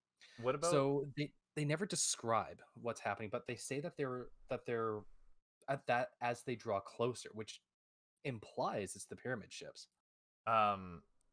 around the point where, like, obviously we don't know it at the time until later in the entries, but like when they're describing putting her daughter's consciousness into what would become Eta 1, is there anything in there, like when she's describing that would connect Eta 1, that exo body, into what's happening outside? Because I'm so curious if the way not that I remember, if what they are hearing are billboarding exos. Oh Jesus! Tearing themselves apart. That's the sound of the machine. So at this point, at that point, the EXO program is actually set up and operational. Yeah, I think that's something I struggle with a bit, is like trying to, like, the timeline of Clovis and Exos being created and all that. Yeah, is a bit weird. The Black Army papers are like, they cover the right before the collapse and a little bit after. Because the Black Army papers mention early on about exo technology and how Yuki took it from Clovis. Yeah, and paired it with Black Armory tech. Yeah, so Eta is a fusion between Clovis Bray and Black Armory tech. Yeah, so I suspect that if it was the case that what they were being attacked by was crazed exo bodies, I feel like they would have said that. You know, I feel like they would have clued in as to what was going on, but that was just like a crazy thought that I just had. Yeah. That I wanted to and mention. Even then, that doesn't really explain the wet earth smell. Yeah, that's the thing I'm still sticking on. Like, where does that come from? Yeah, I do suspect it's just the smell of the darkness. My initial thought was Fallen. That was my initial thought as well. And like the sound of a machine being stretched and compressed was a fallen walker. I thought a servitor. Yeah. Either or. Yeah. See, but yeah. Sorry, go ahead, now, Ellimist. To go back to actual, what's going on here. This talk actually got me thinking. So, the pyramid ship on the moon had no inhabitants that we know of. True. What if they are all incorporeal and they needed Clovis to create bodies for them? Yeah. They were... Damn. They were... Damn, boy. Like, I mean, why else would the darkness be like, oh, hey, go see our thing over on Europa. You'll like it. Yeah. Maybe... Come to Europa. Maybe they were experimenting with clarity and it had an effect on them of changing whoever that civilization was into, like, incorporeal souls or something. Yeah. Like, I'm thinking to, like, Halo and how Forerunners uploaded themselves and tried to reverse the process, and and how that all went to shit. Right. And I'm like trying to relate it back to, okay, this is why Clovis might have been persuaded to make the Exos. It also reminds me of the 9 trying to create bodies to send through that rift. The Kikaitis gates. Thank you. Yeah, the Kikaitis gates. And how they eventually landed on Zur as their prototype, and then got to Emissary. The Emissary. What was her name? She was Paladin Orin. Yeah. And so maybe they saw not Paladin. She was just Orin. She wasn't a Paladin. My bad. Okay. Then so it's like they saw the darkness saw the 9 doing the... Oh no, wait, no, that timeline doesn't add up at all. Does it? Regardless, it just reminds me of the 9 trying to send bodies through to the other side so that they could have a physical form in our realm. Okay. So he basically just talks about the process that they're going to use to work with clarity control. And Elsie sends him a message saying, "Fine, I'm coming." And then he has a breakthrough. Entry 6, a gate. Of course, clarity control is inviting me to make a gate. The messenger hypothesis: aliens would seek the most efficient method of interstellar contact. This explains the reports of visions and paranoia at the K1 site. The idiots were receiving a message, but they failed to divine the true purpose. Or perhaps the invitation was only intended for me, and it is an invitation. But I will need more data and more talent to answer it. Feel that the gate clarity control wants me to build is not any form or product of clarity itself. The design, I think, is Vex, those pestilential nuisances encountered on Venus. So he pulls off a heist on Ishtar Collective to steal. They have Vex prisoners, quote unquote, there. So he manages to get one from Ishtar and cover up the heist as well. And the Vex, he brings it to Europa and begins to create the gate.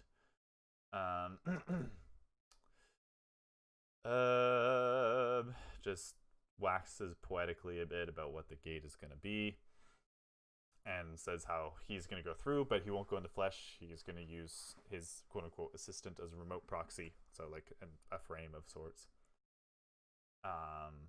And then he has another death, and he speaks of a dream that he had.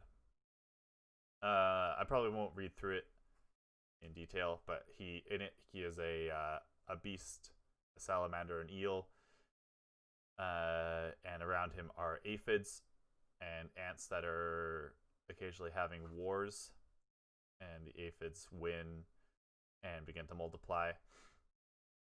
And how there are streams throughout this garden, whatever it is, that he begins to congregate into one huge pond, and he sends all the aphids to live around the pond, and they continue to flourish until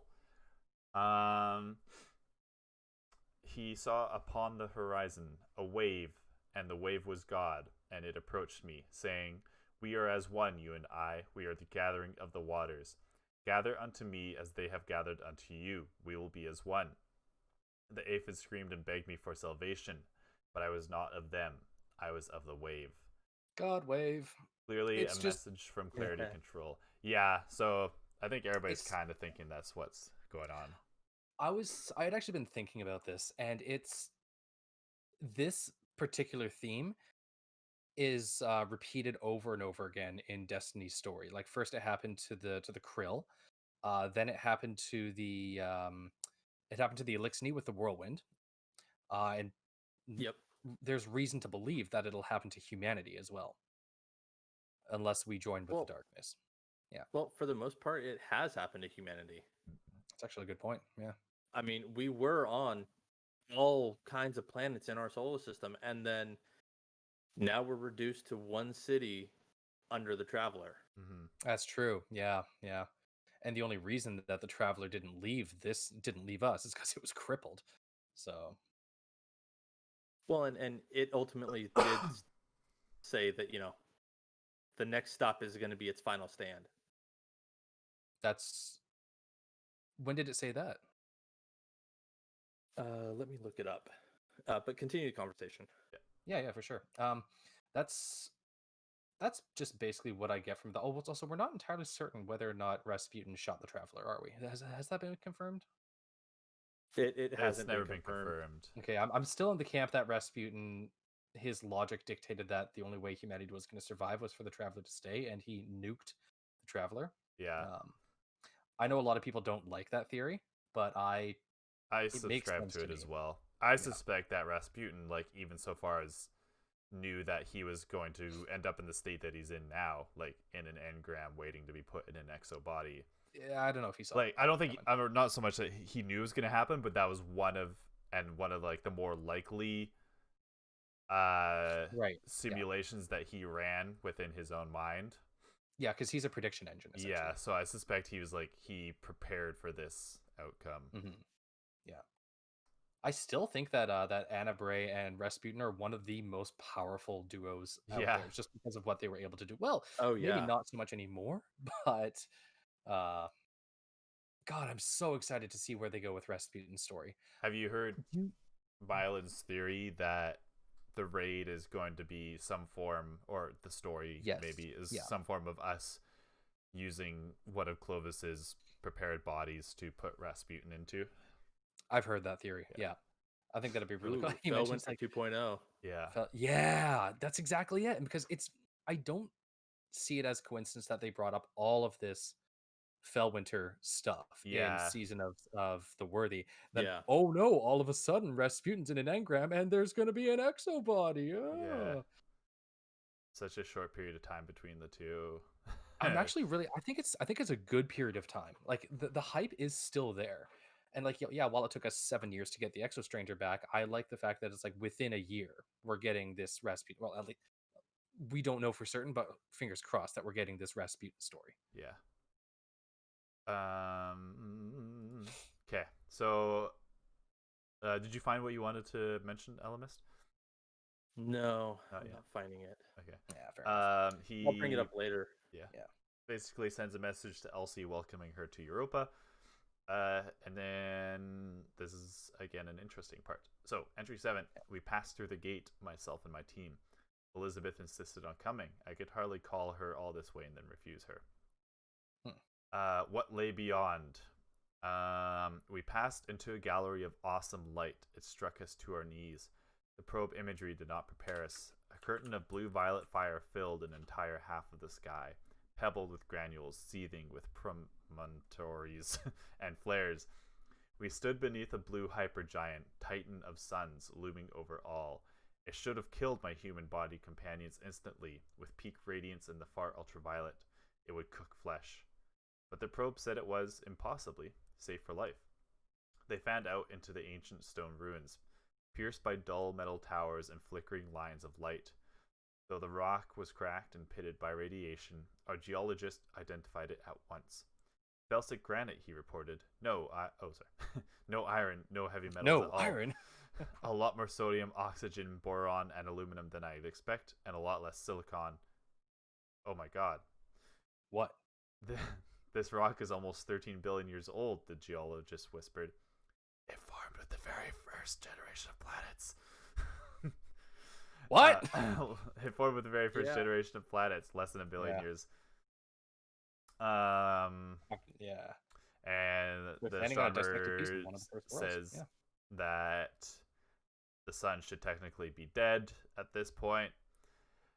So something has tampered with the star, and they realize that whoever created all of this, which is probably the Vex, have been stoking this star with fuel to keep it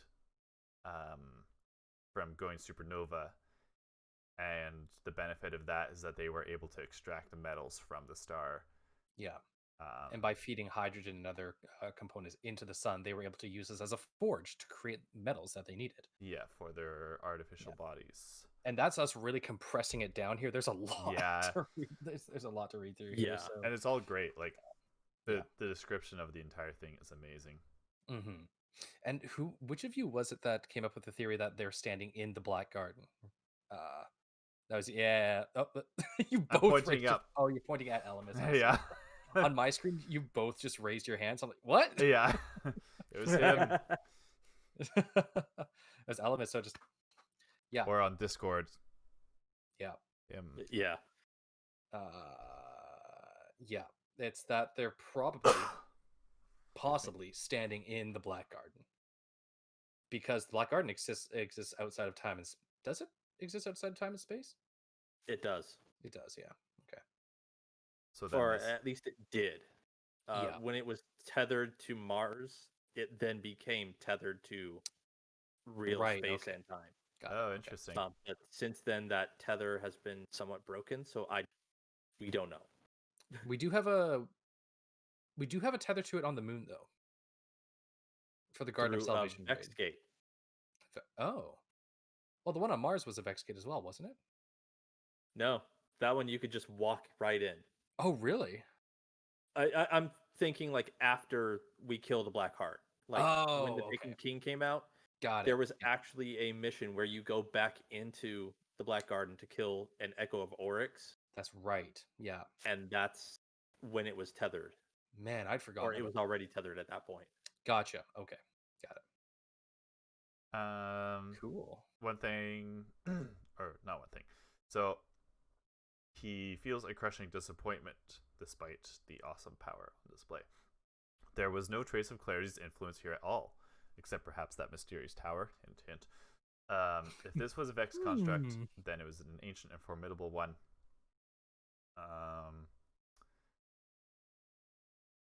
So he again jumps to the conclusion perhaps the Vex themselves were the key. I knew that the Ishtar Collective had achieved stable simulations of human minds. They refused to share their method with me. What if they'd stolen a method from the Vex they studied? He says he wants to bring back samples. And they collect Vex samples. When they begin to harvest fluid from the nearby reservoir, a group of lightly armed Vex platforms attack them with inaccurate weapons fire. But they take him out and proceed back through the portal to Europa. So I'll mention it now. That mysterious tower, I suspect, is the tower that Exos see in their dreams when they have to fight through everyone that they know. Mm-hmm. And the I found it. You found it? Oh, you found it. Okay. Can you summarize what we were talking about? Can you remind me what brought this up? It's the Traveler deciding to stay here. Oh yes, okay. Right. Yeah. It is in Ghost Fragment, the Traveler 2. It came with Vanilla D1. This has been such a long chase. This will be the place you will fight and win. But do you really know why you go where you go and where this journey is taking you? The chase leads you where you need to be, you believe, unless you are being pushed. Wow. And who is that speaking to the Traveler? That's... Well, it references Dreams of Alpha Lupi. Oh, wow. Okay. Can you post a link to that in the Discord? That's cool. Yeah. Good find. Wow, that's some digging. I remembered it from somewhere. I just could not remember where. Like as soon as you said it, I was like, man, that sounds familiar. And also, right. I think we should mention that one of his scientists is Maya Sundaresh. Yeah. Just all of a sudden, poof, name from drop. The Ishtar like, Collective. Cool. Hi, how you doing? Yes, from the Ishtar Collective. So, do you think he poached her from there? Could be. Yeah. Yeah. So he goes over basically why pure Vex milk is unsuitable for use in an exo body. Yeah, which already brings up incredible concerns because he's already aware of how changeable in nature Vex radiolarian fluid is, and how as soon as it's applied to something, it immediately tries to change it. So it's like the fact that he's even considering this is like, okay, you had better be incredibly confident in what you're doing. Yeah. So perhaps Clarity has been very generous indeed. I just want to I just want to do this one again because it's so it just tickles my funny bone here. A group of lightly armed Vex platforms attacked them with an inaccurate weapons fire. Elizabeth replied with a matter laser, a grotesquely disproportionate weapon. A coherent matter pulse bears the same relation to an ordinary bullet that a gamma laser does to a flashlight. There was nothing left to salvage. And once again, I just love the image of Elsie wasting these Vex and Clovis going, dude, why? Right. I need that. So after he goes over basically why Vex radiolarian fluid is too dangerous to be used in the exobody, or in the exobodies, he has another breakthrough. But if it's exposed to clarity, the Vex patterns break down, and the fluid takes on some of the properties of clarity itself, namely its reductive effect, introducing a tiny aliquot of this I think it's supposed to be refined clarity. Reified? Into an exomind solves the loop billboard crash cycle, as far as I can tell, permanently. So he's like, oh, this is too dangerous to use. This is an unknown brought down to me by gods, basically. Oh, but if we put them together, all of a sudden it's all fine. It's just him holding two beakers, like, just pours one into the other, just holds it at arm's length. Yep. The combination of Vex fluid and clarity is the key to cybernetic immortality! !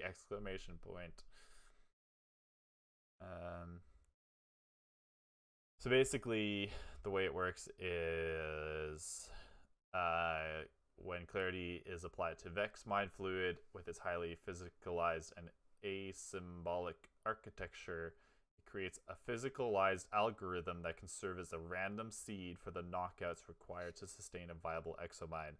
So there's that mess, that jumble, that the randomness that the human mind needs to constantly self-correct itself. Yeah. I'll never sell that to a board. Easier to say that the exomind is too stiff and deterministic to support a human consciousness, which depends on some random failures. Clarity provides an algorithmic seed, adding error to every operation which replicates that original turbulence. No more need for software evaluation of organic chaos. We emulate it in hardware now. So, he speaks of a full destructive scan of an aging Georgian volunteer, Mr. ADAI Zuck. He believes he's in a nightmare. Not yet. Ooh, nice foreshadowing. Then there's a... We'll get back to that soon, but he just composes another message to Elizabeth, trying to convince her to have a scan taken of her brain, and trying to excuse basically what he did to their father, aka his son. And she replies basically just saying fuck off.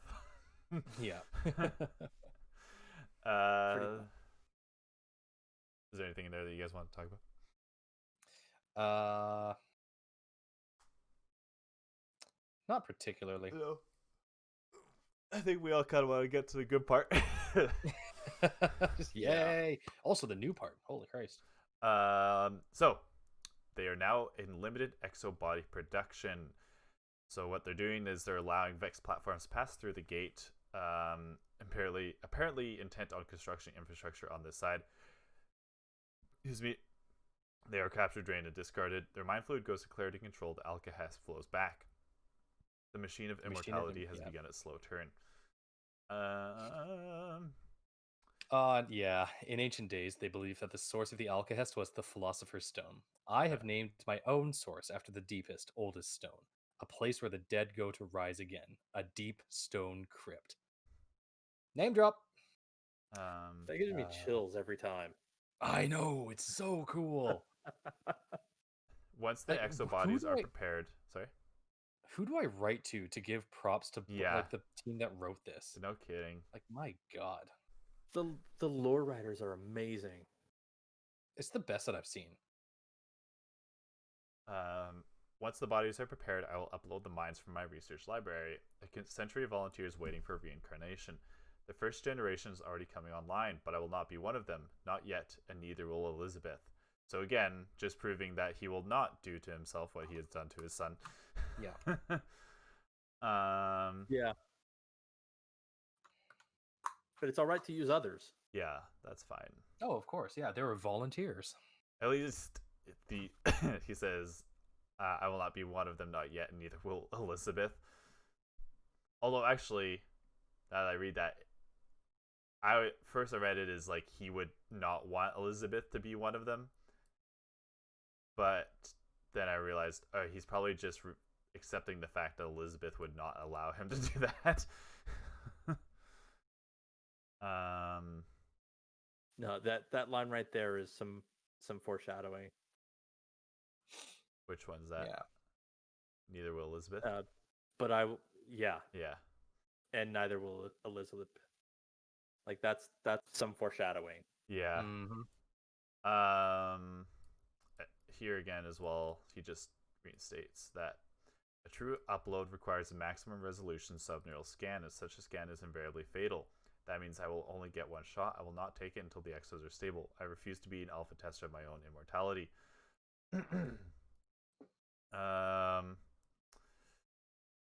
So this is where we get into the meat of the papers. Note. Yes, we do. DER. Infuriating. With 12 Alcahez-seeded exos now online, I find myself beached on the shoals of another serious problem. Not a transitional trauma after all. Not a temporary ailment, quite fatal. Mr. Zuck was the first to succumb. He continued to insist that he was living in a nightmare. He complained of hunger, of thirst, of breathlessness, of a rot in his bowels. I became concerned that he was billboarding, but his exoneuron activity remained healthy. Shortly after, Mr. Zuck developed a full-blown Cotter delusion. I found him trying to chisel his face off with a table shim. He insisted that his true face was covered in a thick layer of keratin, toenail was his exact word, and that the rest of his body was already dead and rotting. He became violent. I had to paralyze his motor functions for diagnosis. This only made things worse. Without the satisfaction of motor feedback, he disassociated entirely. He stopped forming new memories, which trapped him in an 8-second loop of panic. After I resumed his motor functions, I watched him fill every page of a notebook with the words, I have just died. I am trapped in the corpse. Now I am certain I am dead. Death has taken me completely. I have just finished dying. Activity in his temporal lobes collapsed. He lost his ego barrier and achieved metaphysical oneness with the universe. Unfortunately, this spread his Cotter delusion to the entire perceptual cosmos, and he rejected the resulting necro-reality as intolerable. I have not ever before seen such an all-consuming terror and dread.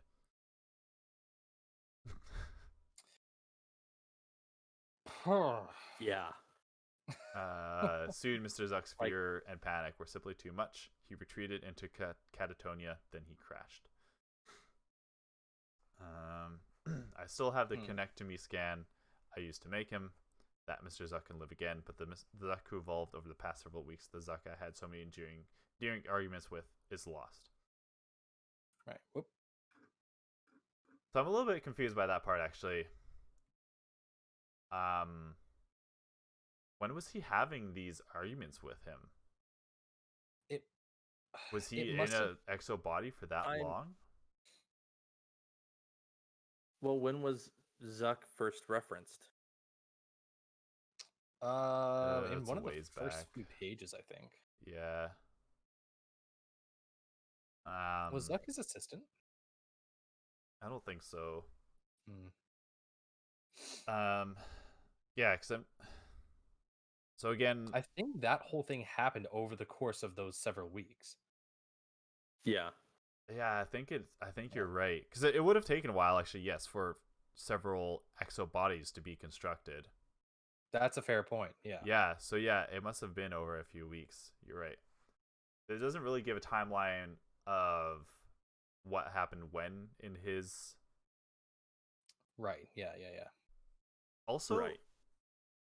He says Mr. Zuck was the first to succumb. So there must have been other consciousnesses that consciousness went die mad like this. that that were uploaded and probably no doubt had a very similar experience. In entry 9 it does say the first generation is already coming online. Yeah. So yeah, there must have been a few. Entry 8 that we first got introduced to Zuck. I'm willing to bet we're going to see that first generation at some point in the story. Yeah, that's going to be horrifying. Maybe.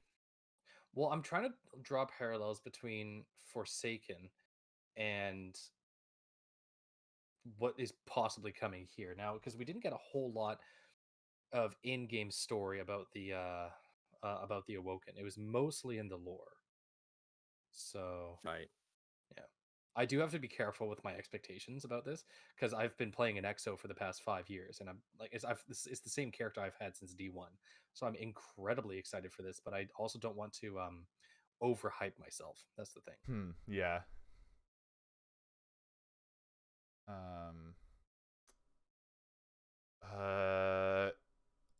I always find it like, oh, and yeah, that's the end of the book there, basically.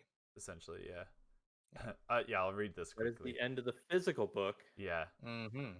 M. Sundaresh came upon me just now. She seemed fascinated by my distress. She said several comforting things and made one extremely unpleasant suggestion that my pride and haste had caused Mr. Zuck's death. I have decided to hate her.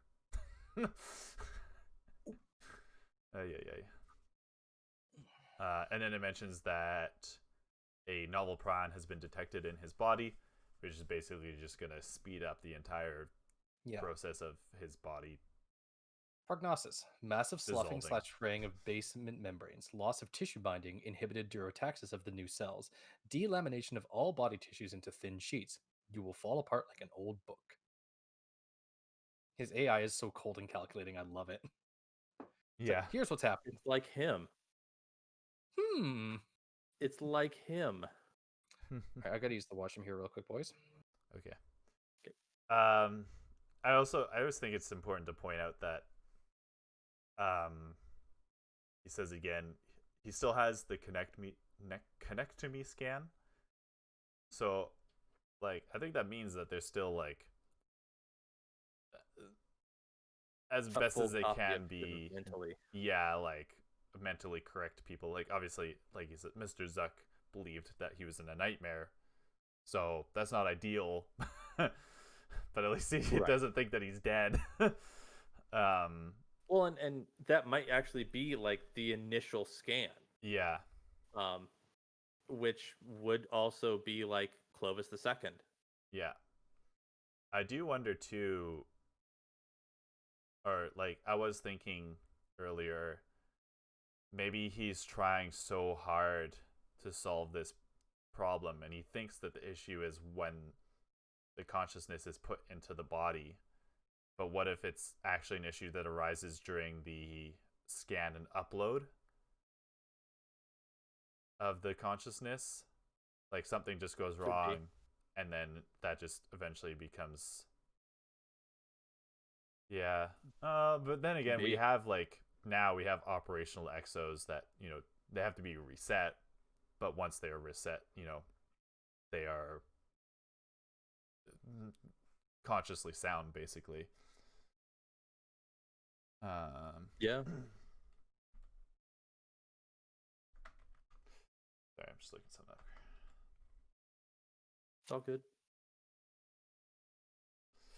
Okay. Is there anything else you wanted to mention in that little section? No. Yeah, I think I'm good there too. Yeah. Which means we should essentially be ready to hop into the new papers, unless there was anything overall that you want to discuss in the primary papers. Yeah, well, I've just got two different lines that I absolutely love from this thing. Yeah. Sous vide is for prissy nerds. Yeah. And I should give a name to the figurehead Clarity Control presents to the world. Ha! Shall I call her Claire? I've got a feeling that like there are going to be some posters around the Deep Stone Crypt or Europa. Ooh. Of a woman, and they're going to call her Claire. Yeah. Claire wants you. Ooh. Right. Claire wants your grandchildren. Oh boy. Your old body feeling worn out? Oh. Talk to Claire and get an exo body today. Oh God.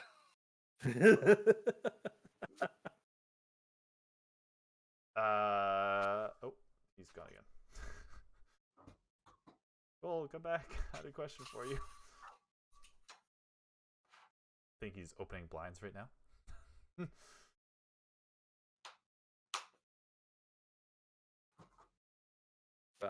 Who needs to see the outside world? No. I do. So, cool. Yeah, what's up?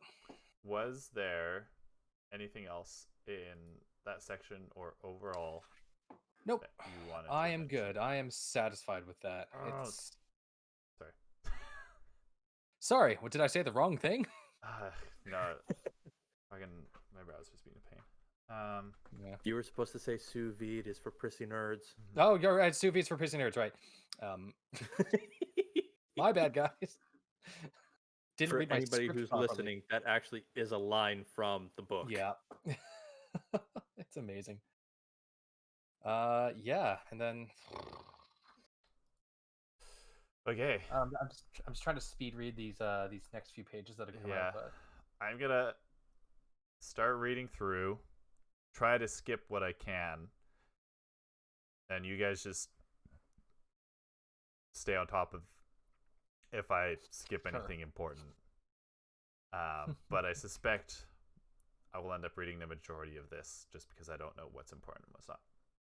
So, these are the papers that were revealed when the ARG was solved, or at least the papers that we have received so far.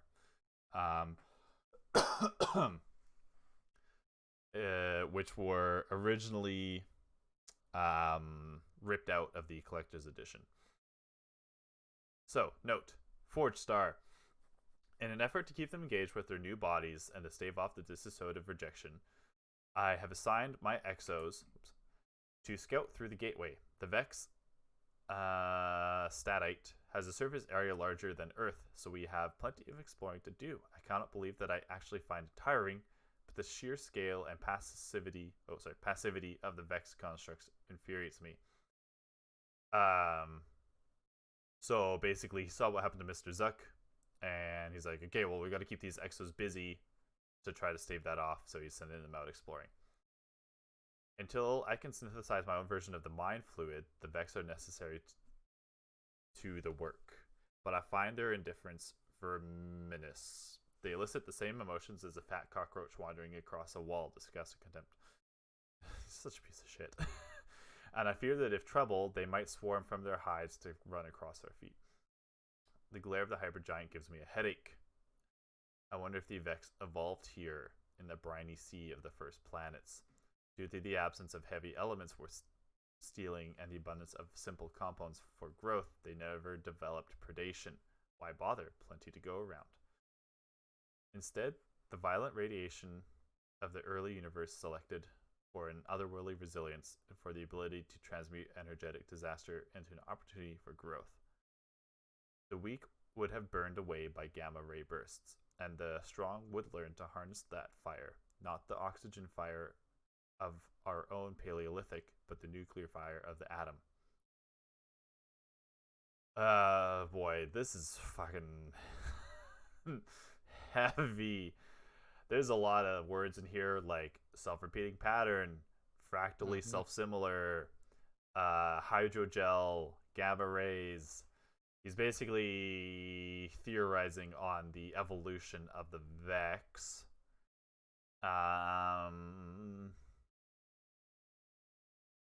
There was one thing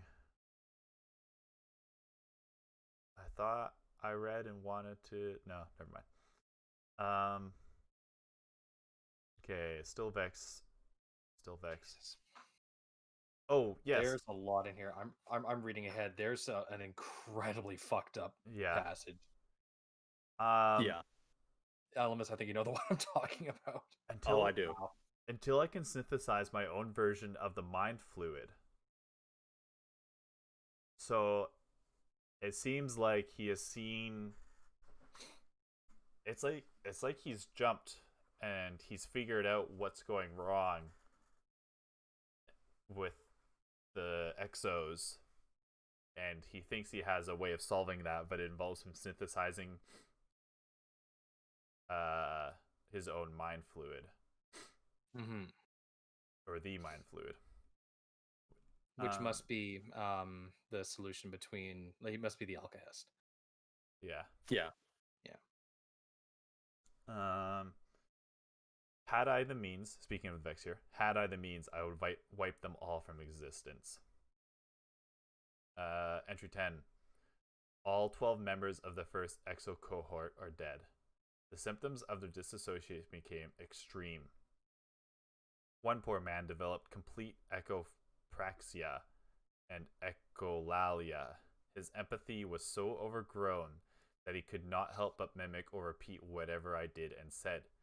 Even when I entered the command to terminate him, he mimicked me, and I suffered a brief terror that his gesture would end my life. I have kept Elizabeth far away from this disaster so as not to discourage her. She is busy with the Vex and with her covert attempts to reach clarity control. This has forced me to rely on M. Sundaresh. But unfortunately, she confronted me after the last death. 9 of them had the Cotter delusion, she screamed at me quite hysterically. They believed that they were dead. One of them told me that she was in hell and I was another damned soul sent to deceive her. Was she even wrong? The rest were worse. Do you know what the other principal manifestation of the Cotter delusion is, Clovis? I told her that I did not, and that I wished to proceed immediately with autopsies of their terminal brain states. Delusions of immortality, at least when they insist upon it, Clovis. We recognize it as a pathology. The only true responsibility of any living thing, I reminded her, is to support and nurture things that are most like us. And if I am most like myself, Doctor, then I have an ethical obligation to avoid death. That's your son's quote, she snapped. You know, I've seen the video of his final days, that naked white exo, just bare muscle and soft membrane, writhing in its cradle. When you were done with him, he looked like nothing more than a slug, Clovis, a twisted, limbless giblet. Did you support and nurture him while you tortured him to death? Holy shit. So, boy. Wow. There's a lot going on in here. Yeah. I think one thing I kind of want to analyze is principal manifestation of the Cotter delusion. Delusions of immortality, at least when they insist upon it, Clovis, we recognize it as a pathology. Yeah. So is what she's accusing him of having this delusion. Yeah, so but I'm so curious to see, so these exos that are going crazy, they believe they are immortal? Is what it sounds like. But then they also believe that they're in hell or wherever, in a nightmare. They believed. Yeah. 9 of them had the Cotter delusion. They believed they were dead. One of them told me that she was in hell. The rest were worse. Do you know what the other principal manifestation of the Cotter delusion is, Clovis? Delusions of immortality. Actually, I wonder if she's meaning that as a jab at Clovis and his personality. I think so, yeah. Yeah. You know, he's coming in and oh yeah, they're all, you know, suffering from Cotter delusion. Well, guess what another aspect of it is? And then she lists off something that he has. Yeah, exactly. Also known as walking corpse syndrome, is a rare mental disorder in which the affected person holds the delusional belief that they are dead, do not exist, are putrefying, or have lost their blood or internal organs. Oof. Which technically for an exo is correct. Yeah. It's not really a delusion in their sense. Yeah. So I'm just trying to figure out. Sorry. One thing I did research the echopraxia and echolalia. Mm-hmm. That is mimicry of physical movement and mimicry of vocal. Okay. Yeah, I was curious. So like it's literally an exo just mirroring somebody. That's creepy as hell. Right. I'm just reading through this on Wiki. Does it say anywhere that immortality or belief of immortality is part of the delusion? Yeah. But I guess you could argue that if you believe you're dead but still walking around and operating like it's more like it's not so much that you're immortal, it's that you're undead basically. Yeah. Anyways, it goes on to say it's heavy. the only true responsibility of any living thing is to support and nurture the things that are most like us, and if I am most like myself, doctor, then I have an ethical obligation to avoid death. Okay, so he's just backing up his twisted logic. Then it goes into entry 11.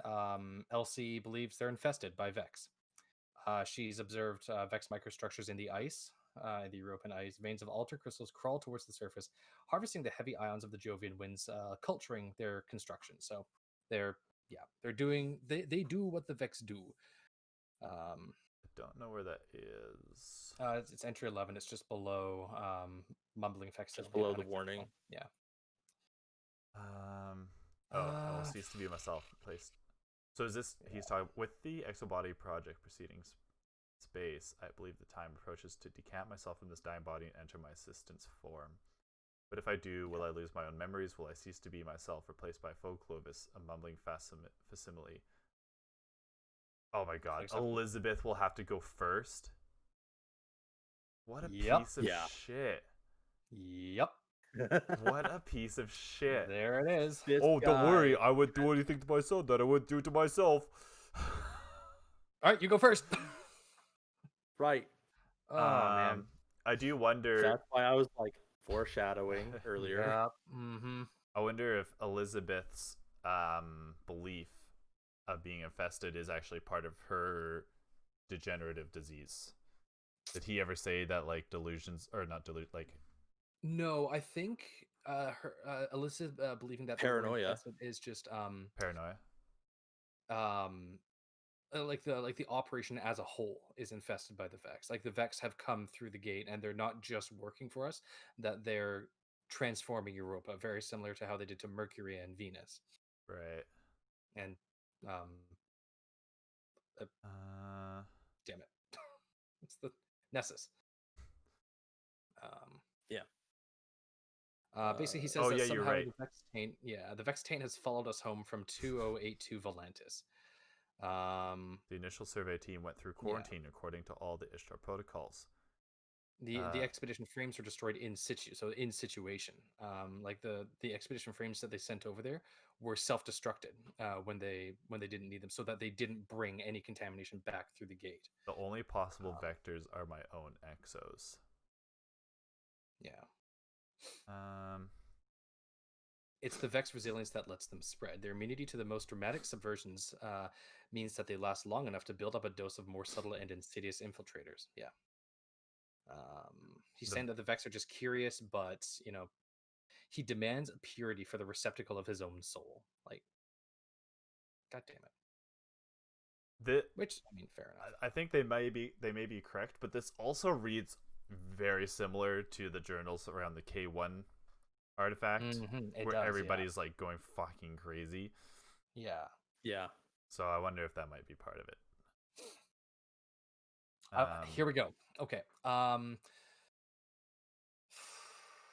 No, like that contract breaking psychologist and the death of Mr. Miller, this all must be handled quietly. So he's saying like he doesn't want to tell everybody that, by the way, the Vex are probably infesting us right now. The exos are intrinsically robust. The seed of clarity within them has natural anti-Vex properties. So we simply purge that architecture. Whatever taint they contain, rather, must therefore be a residual human weakness. So he wants to purge that architecture. And here we go. This is it. I will plan a simple extension of the memory wipes already used to fight dissociative rejection. In fact, I intend to create a noetic immune system in the exomind to trigger memory wipes when certain classes of informatic hazard are detected. These will be explained to the psych team as a preventative measure against future dissociative disorders. So those are the wipes that happen to exos to this day. These wipes will conveniently return the exos to peak mission readiness, perfect for soldiers operating in traumatic alien environments. Perfect for the continuing mission. Yeah, for the continuing mission of the Forge Star. Stockpiling material for future exo production here and elsewhere. So there, he's now. This is the flip from DeLuca, future human thought, to I'm creating soldiers. Yeah, exactly. Yeah. LC agrees with that prescription. He thinks that she's ready to abandon her doomed body and make the upgrade. One thing I'm curious about, though, it may come up later, but like, it doesn't seem to me like Clovis is the sort of person to let himself go through these wipes. So he must have a plan to fix the issue without having to do a wipe. Yeah. I'm also curious. Okay, so I just want to read through this because I just want to. Seed of Clarity has natural anti-vex properties. Whatever taint must therefore be residual human weakness.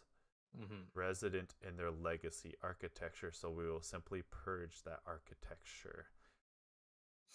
I'm not quite sure, like, how the memory wipe stops the Vex spread in the exos.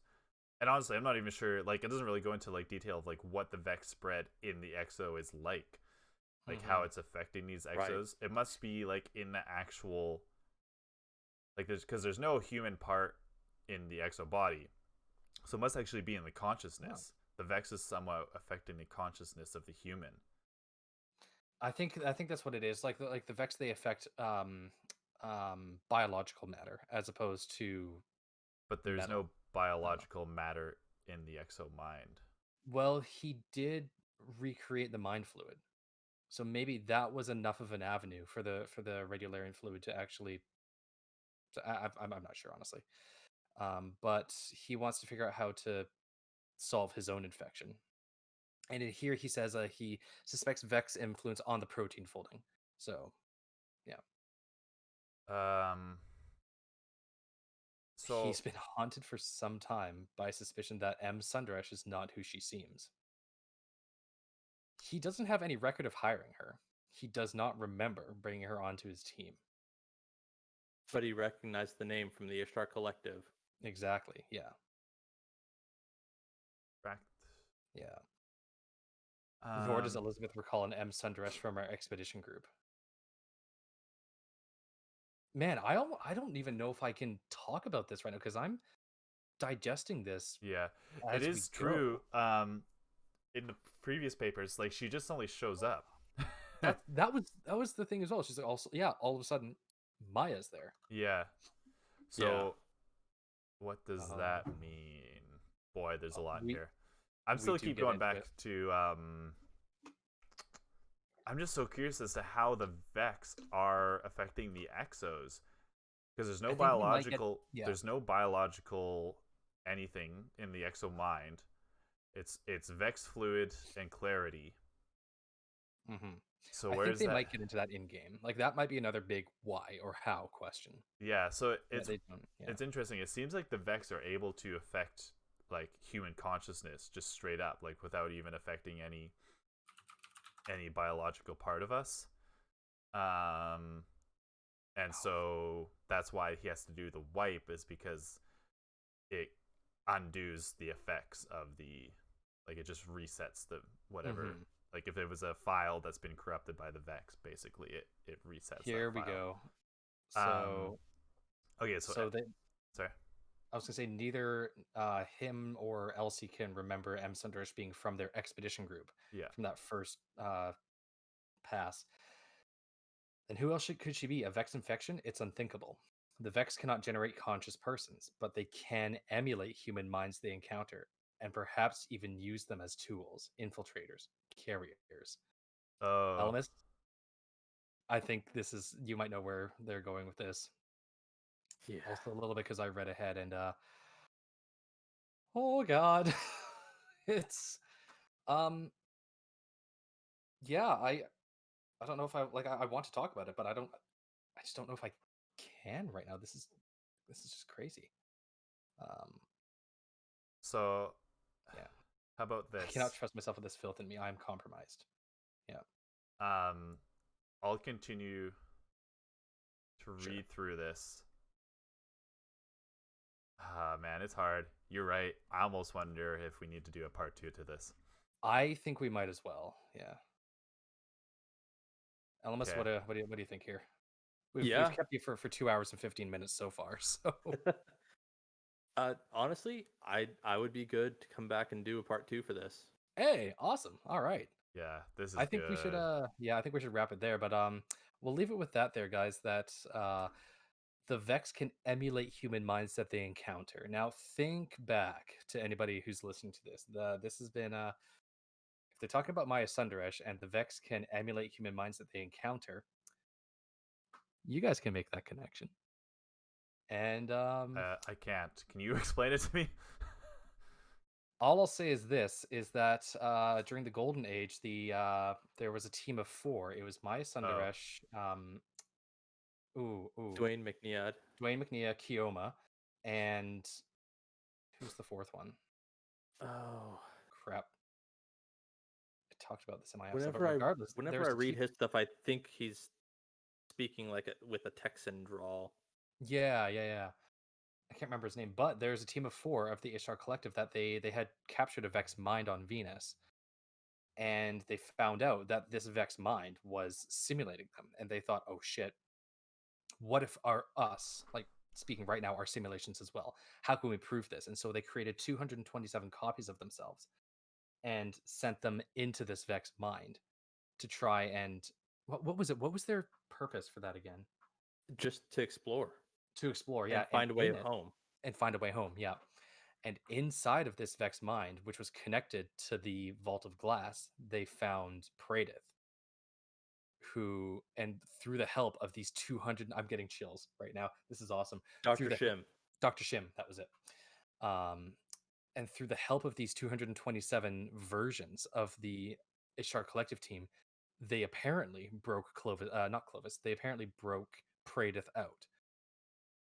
We might see Pradith at some point, but this also means that if Maya Sundaresh's copy was inside the Vex Mind Collective, was that in the Black Garden? No, this is all at the Ishtar Academy. Oh, okay, correct. Gotcha. Yeah. Okay, never mind. Go ahead. Continue. So if Maya Sundaresh, if this copy of her was inside of the Vex Mind, then they could potentially copy and emulate her back and use her as a tool. And we'll leave it at that. Okay. They were able to rescue 227 undamaged copies of themselves from inside the Vex.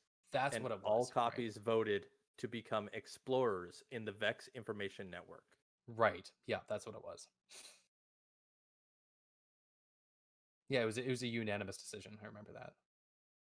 Yeah. Boy. Yep. It's just thunk. Just there's such a gigantic lore drop here. I'm loving this, but we should probably. And I love the fact that they're connecting it all. Yeah, finally. Exactly. Yeah. You know, I mean, we've got, hey, we're going to Europa, and then there's, oh, that's where the Deepstone Crypt is. That deals with Exos. Exos was created by Clovis, who used Vex tech, and Vex were associated with the Ishtar Collective, and like it's. I'm starting to feel like Charlie Day with like exactly all the right, like that. What about the mail? Can we talk about the mail? I want to talk about the mail for a second. Exactly. Oh, yeah, it's That pin just board with all the papers on it and red string all over. And that's exactly oh, what this is. But and the thing is, Bungie's like, here's your here's your theory crafted string board. It's real. right. Oh, this is so cool. I'm gonna have to read this. But yeah. So, Ellimist, thank you so much for joining us here today, man. Where Oh, can people absolutely. find you? And yeah, got any plugs You you can want to do? find me as part of the Guardians of Lore podcast. You can find that on Apple Podcasts, Google Podcast, Spotify, pretty much anywhere that you actually find podcasts. Mhm. And you can find me personally on Twitter at I_am_Ellimist. Nailed it. Oh yeah. Oh yeah. But yeah, definitely go check these guys out. They're phenomenal. Best book club ever. And Newt, where can we find you? Twitter and Twitch. Well, okay, I'm just gonna stop saying Twitch. You can find me on Twitter at ADPNewt. The E is a 3, and maybe one day I'll be on Twitch. Yeah, at some point you will be. And as far as me, you can find me on Twitter at ADP Colossus. Also, the main account at Podcast Destiny. Tweet at us there. You can also use the hashtag LoreMind. If you talk lore at me using the hashtag LoreMind, I will use your name in an upcoming RPG that we're going to be running. I have yet to finalize the details on that, but I have a solid idea in place, and I'll name an NPC character after you if you use that hashtag. So go ahead and do that. But thank you so much for joining us today, whenever you're listening to us. For this very special edition of LoreMind. And once again, I want to thank our guest Ellimist for coming on, because that was kick-ass, man. Absolutely. And we'll be back. We'll be back with part 2 after we digest this. Oh, it's so messed up. Yeah, hopefully get some more, so much in here. some more pages for it too. Yeah. By the time we meet back up. Yeah. Absolutely. Okay. So remember, you always have time for another Destiny podcast is used for the ADP episodes. Right. So what's our LoreMind closing statement going to be? Thank you for tuning in and listening, oh listener mine, and eyes up, Guardian.